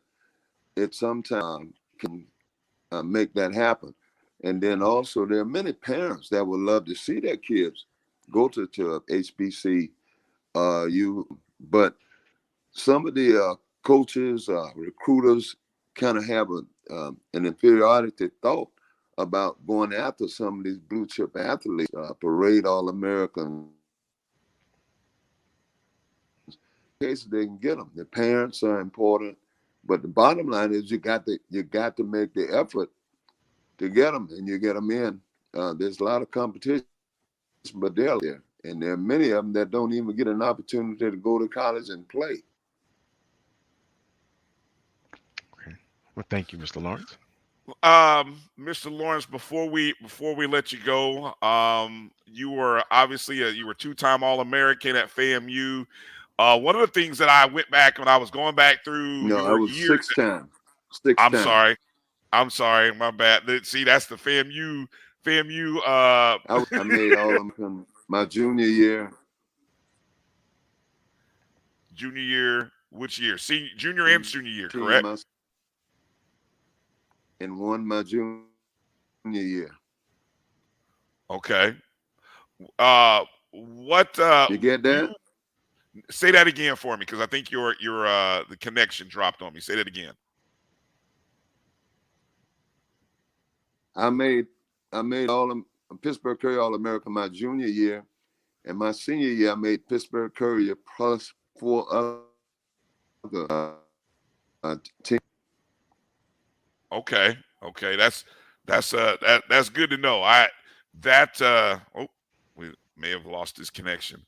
That little nugget I pulled from in the media guide that I was doing my little research from, that has our FAMU records. It only when it says All-Americans, it only says two-time college All-Americans, 72, 73. Doesn't give the details about the multiple. As he just said, he was a multiple, what today what you'd call a consensus, because you have so many different magazines that publish All-American teams. So his senior year, as he was saying, he was not only probably the Pittsburgh Courier, but you also had probably 2 or 3 other organizations that listed him as an All-American. I think he is trying to jump back in with us. I'm going to give him a second. Let's see if we get Mr. Lawrence's signal back in. So that's just one of those. Here we go. Let's see. All right, we got you back, Mr. Lawrence. Let's see if we can't. I can't hear you. We let's see. As you see a mute button there, maybe unmute that. Let's see if I got you.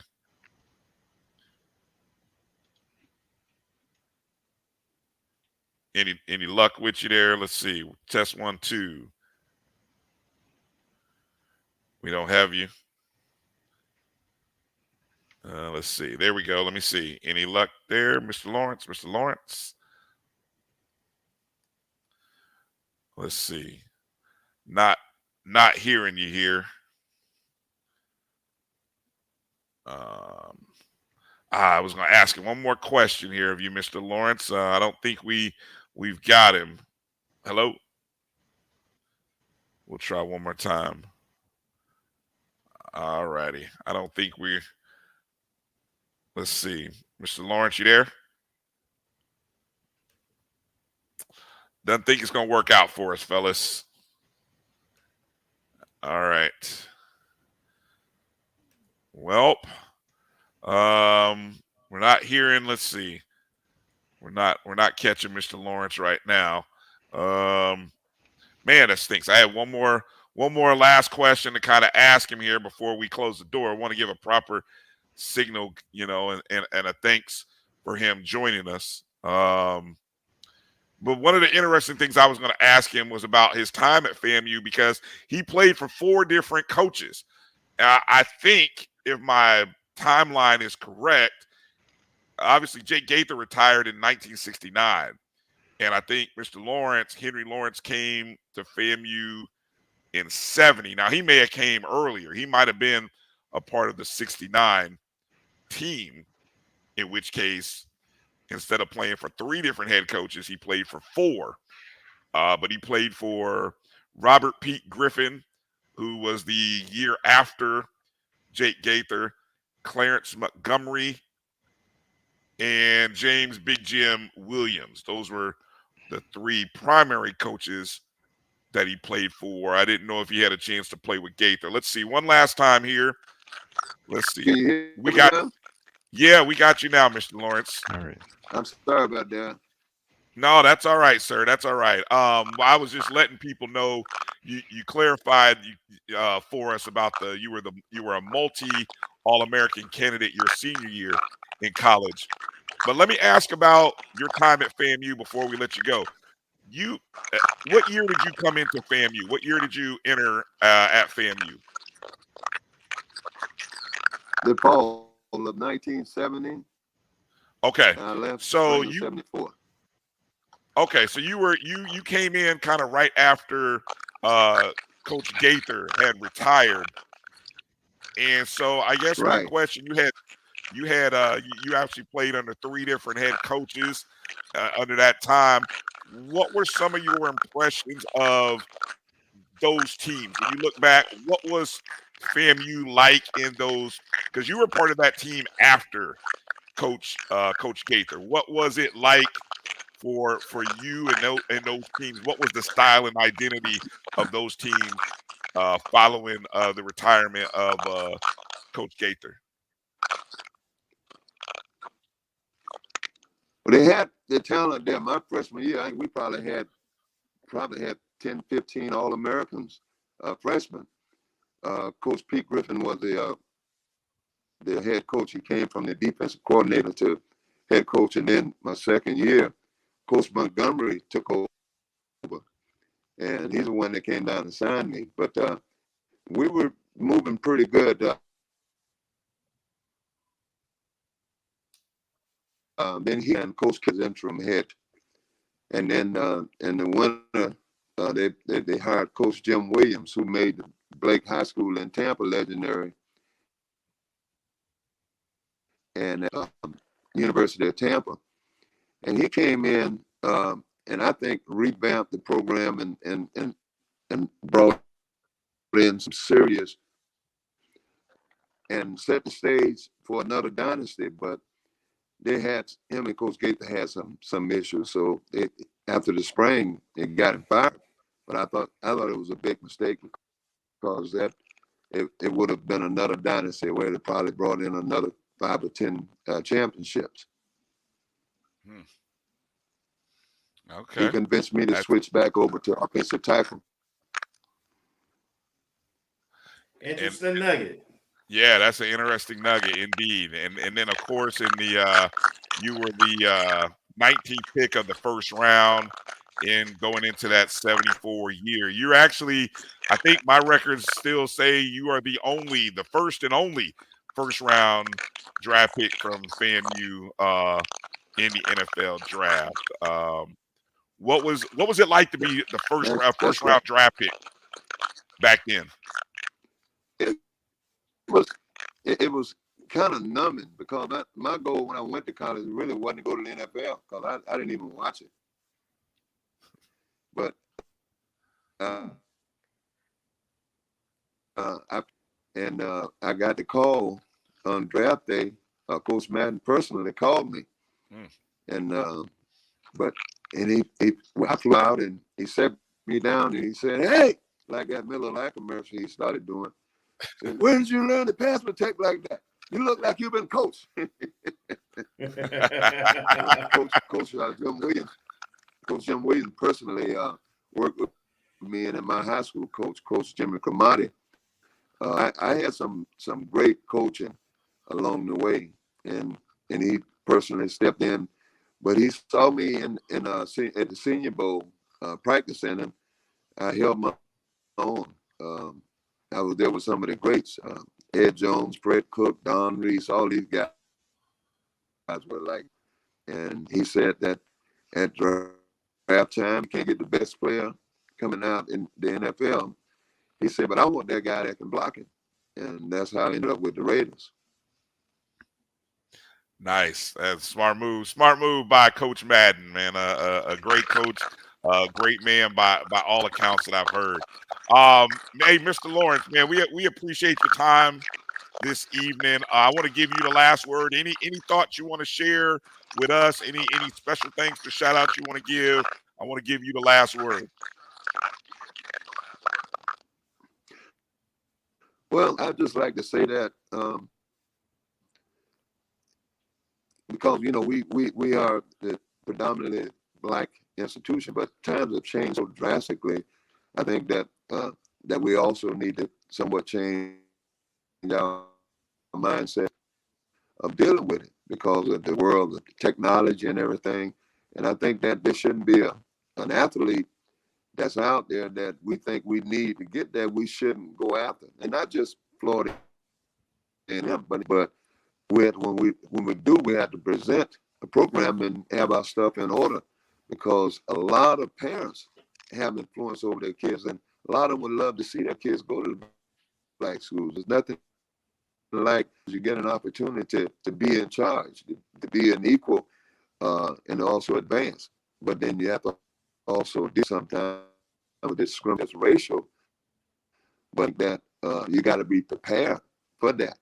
And the athletes, when they go in, all is going to go to the pros. So I say, when you go in, don't go in just thinking, I'm a football, baseball, basketball player.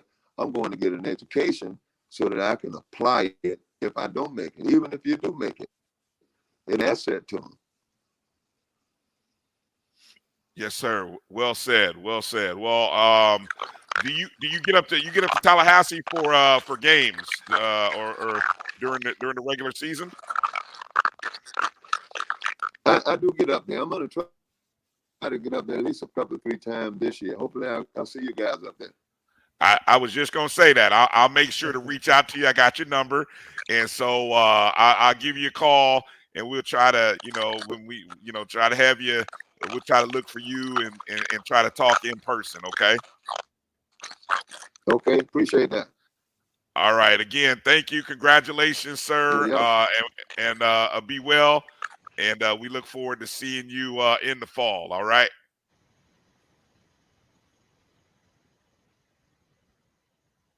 All right. Well, thank you, Mr. Lawrence. Like you were just in time. Yeah, I think. And so, yeah, we'll say thank you to Mr. Lawrence. I know EA jumped in and said Beta New Chapter is going to be in Canton. I think that's what he was hinting at. He was saying that when I asked that question, that all 3 of those gentlemen are part of that Beta Nu Alpha chapter. Even Bull jumped in. So shout out to the brothers of Beta Nu. Thank you, Tamara T. Thank you for recognizing. We try around here. 2 great interviews today. It's kind of a light news surrounding FAMU athletics. Everything's good, no issues anywhere. Although I know there's stuff that we could talk about. There's a lot of stuff that we can talk about, but maybe we'll get into that. We'll get into the woods with that stuff next week. But I do want to remind everybody, again, send your ideas, just like you kind of did earlier. Send your ideas for our nominations for the O&G Awards. Best play, best social media account, whatever it is, send it to ONG StrikeZone@gmail.com. You can also reach us on our social media page at O&G StrikeZone, but I'd prefer if you send it to the Gmail account, O&G StrikeZone at Gmail, and then that way I can kind of aggregate it. What we're going to try to do, guys, is maybe put together some nominees. Us three. I'm saying it while we're all here live. Us three, we're gonna have to come up with some nominees, and then what we'll do is we'll kind of put some polls out, and kind of and maybe let the fans, let the viewers of the show, kind of help decide who these awards go to. So that's our assignment over the next few days, so that way we can put something out this weekend. Because we get into that side. Look, there's no NBA, there's no hockey. The USFL, I think, is it over? I feel like the XFL is over, but the USFL might be over. You got college baseball for those. You got MLB, soccer. So anyway, yeah, you got tennis. It's slim. It's slim right now. So this is a great time to start getting that kind of content together, and we'll do that. Let me run through Marcus. Any final thoughts for tonight? Anything you want to touch on quickly before we close the show? Well, we gotta get a disclaimer for old Coach Simmons. Don't get dragged into stuff. Is he getting caught up in stuff in Twitter battles? What's he doing out there? Well, let me just say, from the years of being on MEAC fans, there are certain groups and certain schools that you don't want to get entangled with. That's all I'm gonna say, because they don't let go. They will not let go. Are we talking that group from out of? You talking about it? I'm not gonna name names because it's like Candyman. We talking about it. Okay, I didn't see that interview. Was it what Jeff Lightsey? Yeah, give me the Cliff Notes version. What was said? What came out of it? I heard. I haven't watched it. I've only seen the clip, so it's all biased. But are you talking about the clip where he talked about the self-inflicted wounds were all on us? Is that what you're talking about? I'm just talking in general. Because Kelvin knows. Going back on MEAC fans, there's certain fan bases, and I'm making it plural because there's more than one, that you say one thing and it's like, they just latch on. It would just be like a pit bull. Just ignorance, and foolishness. So yeah, you're wasting your breath talking to them. So yeah, so I mean, I get from what I read, what I saw a brief snippet of it, and all he said was the self-inflicted wounds were. Not. It was a good interview. I watched the whole interview. It was a good interview. Okay. He didn't say anything out the way, but again, ignorance don't need a reason. One statement. God bless it. Those Tigers, man, I tell you, they see this is anyway. We just look that's what I'm saying. It is what it is. It's fun. It is what it is. It's all fun. And see, that's what I'm saying. That's why, when we did the thing, top games of the year on the Sports Wrap, I had to put that 59-3 game on there because culturally it was so significant. I can't recall a game in which two top tier teams and was such a massive one-sided, lopsided game. And for obvious reasons, right? We understand what was going on at our end. Jackson State fans don't care about that. We understand that. They don't care about that. And they shouldn't. I mean, because they got scoreboard at the end. They got scoreboard. And coach said that too.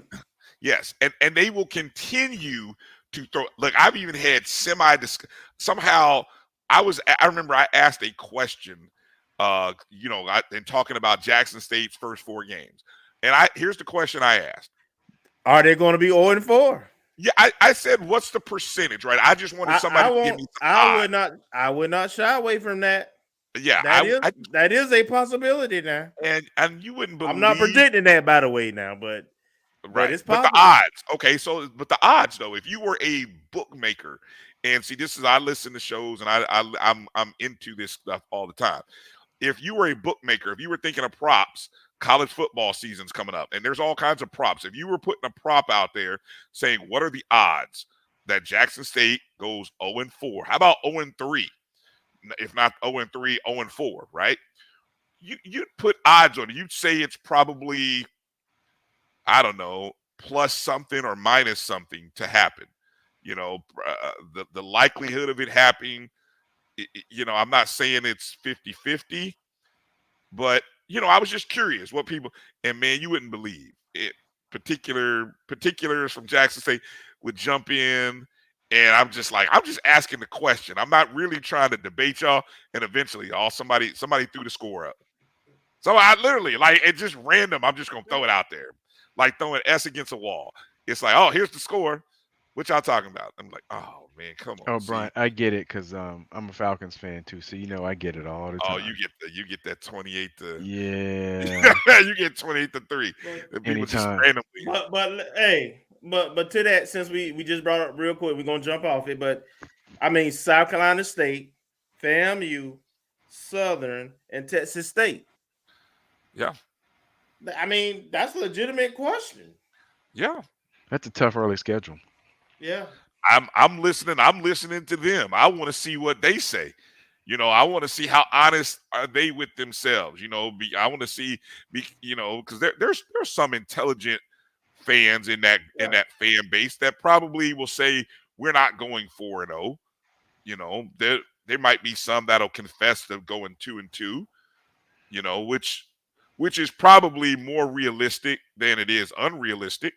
If I'm personally being honest with you, you know. Now the question is, you could debate which two are the wins and which two are the losses. That's more if we just want to have those kind of debates, if you were in another place, hey, that's a great debate topic. Which two are the wins, which two are the losses, and why? You know, but right. and then that's enough of them. All right, that's enough. Okay. Anyway, so yeah, I would, you know, Willie Coach Simmons got to be careful about there because, man. But he's got his degree in marketing, so. He's hyping this. Yeah, he's working it. He's working it. Trust me, he's working it. What do you got, Kelvin? Any final thoughts? Anything we left off? Anything you want to touch on? No, man. This weather, man. I'm afraid that, you know, my power gonna go back off. I know half of the city is already off, but I'm good right now. So you no, got I'm a generator. You got a generator at the house? No, I do not. Ooh. Well, I do have one, but it's not on. I'm not trying to connect it right now. Yeah. Real quick, since I put this together, we'll end the show with this. This, of course, was the Black College Football Hall of Fame class. As you can see there towards the bottom, or actually, no, at the top, you see Henry Lawrence. And you also see Tyrone McGriff from Florida A&M also was inducted. Those two offensive linemen. You can see Mr. Lawrence there. And then, of course, you had a 3-time All-American at FAMU was Tyrone McGriff. And he was also in the College Football Hall of Fame. I was checking that out in prep for the show. Tyrone was? Mm-hmm. So he's one of 4 FAMU people, including the College Football Hall of Fame, including last year, actually, I guess 2 years ago. Coach Rudy Hubbard, Coach Jake Gaither was installed in 1975, Tyrone McGriff in 1996, and Willie Gallimore in 1999. Isn't Billy Joe also in the College Football Hall of Fame? He is. When I search FAMU, he's not listed, so he might be listed under another college. I think he did get inducted, but he's not listed under FAMU, at least according to the database for the College Football Hall of Fame. All right. And Henry Lawrence, he's not in the College Football Hall of Fame? He's not listed. Okay. Yet. He should hopefully he should get in. He should hopefully get in. And then this was a picture that I really liked, and this came from the Twitter handle from AD Sykes. Dr. Robinson was in the house, but you can see some rattlers there. And I don't know. I don't have the official number. So if anybody knows offhand and can quickly type it in the chat, how many rattlers are in the Black College Football Hall of Fame? Yeah, Chuck Hunt said, yes, Billy Joe is in the no, Chuck, we were talking about the College Football Hall of Fame, not the And Black he College. is listed, but they have him listed under coach. And I guess they have his record. They have his total record, but they list Central State University. Central State, okay. 246 wins, 131 losses, and 4 ties. They don't mention FAMU or his career at Miles. Okay. Well, I mean, Central State is where he, to be honest, I mean, that's where he probably did his most damage. I mean, I think he had a 10-year career at both FAMU and Central State. But if you look at the body of work in the 10 years, I think what he did at Central State is just a hair bit better than what he did at FAMU. And that's saying a lot, right?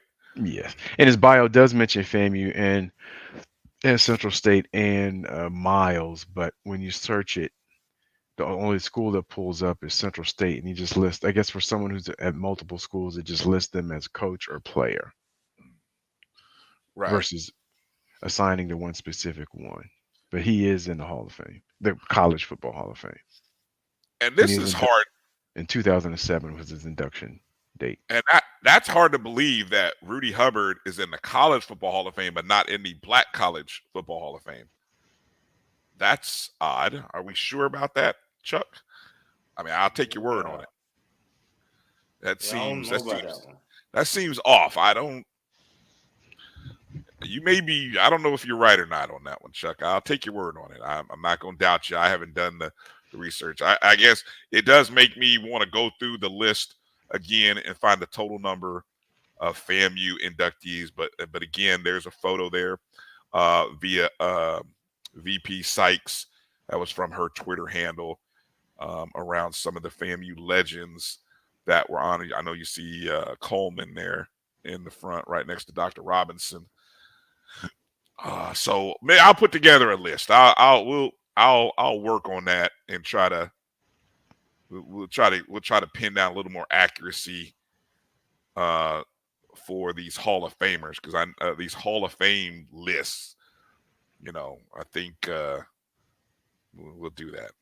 So I just wanted to share that because I worked on this thing. So I was like, man, we got to put this out. All right.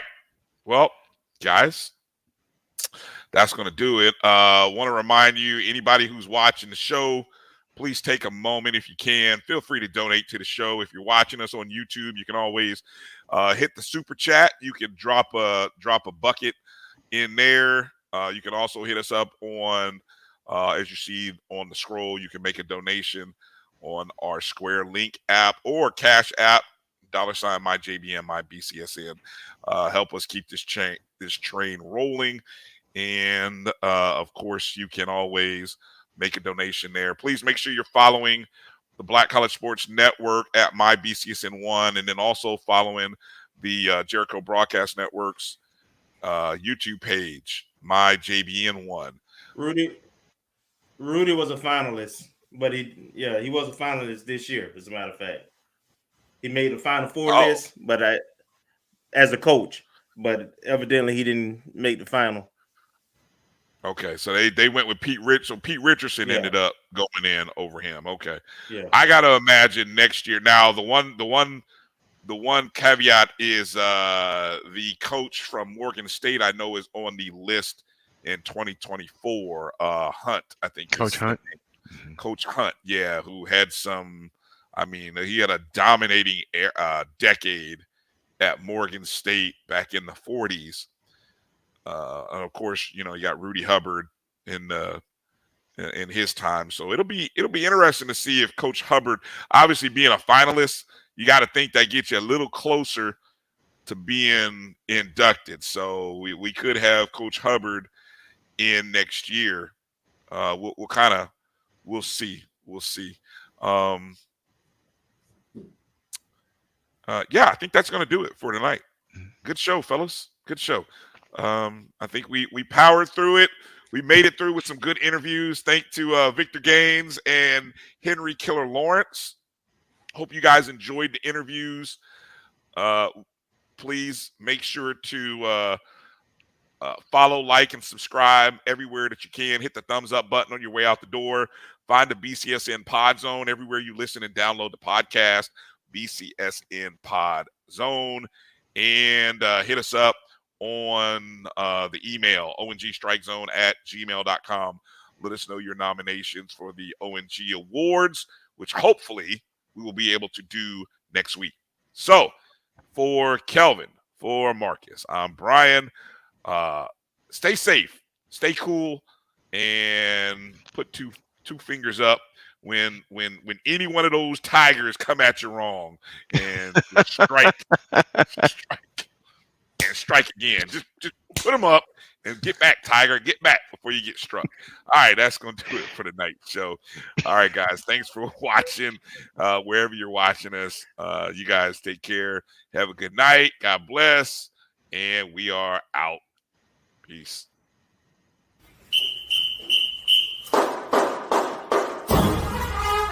Thank you.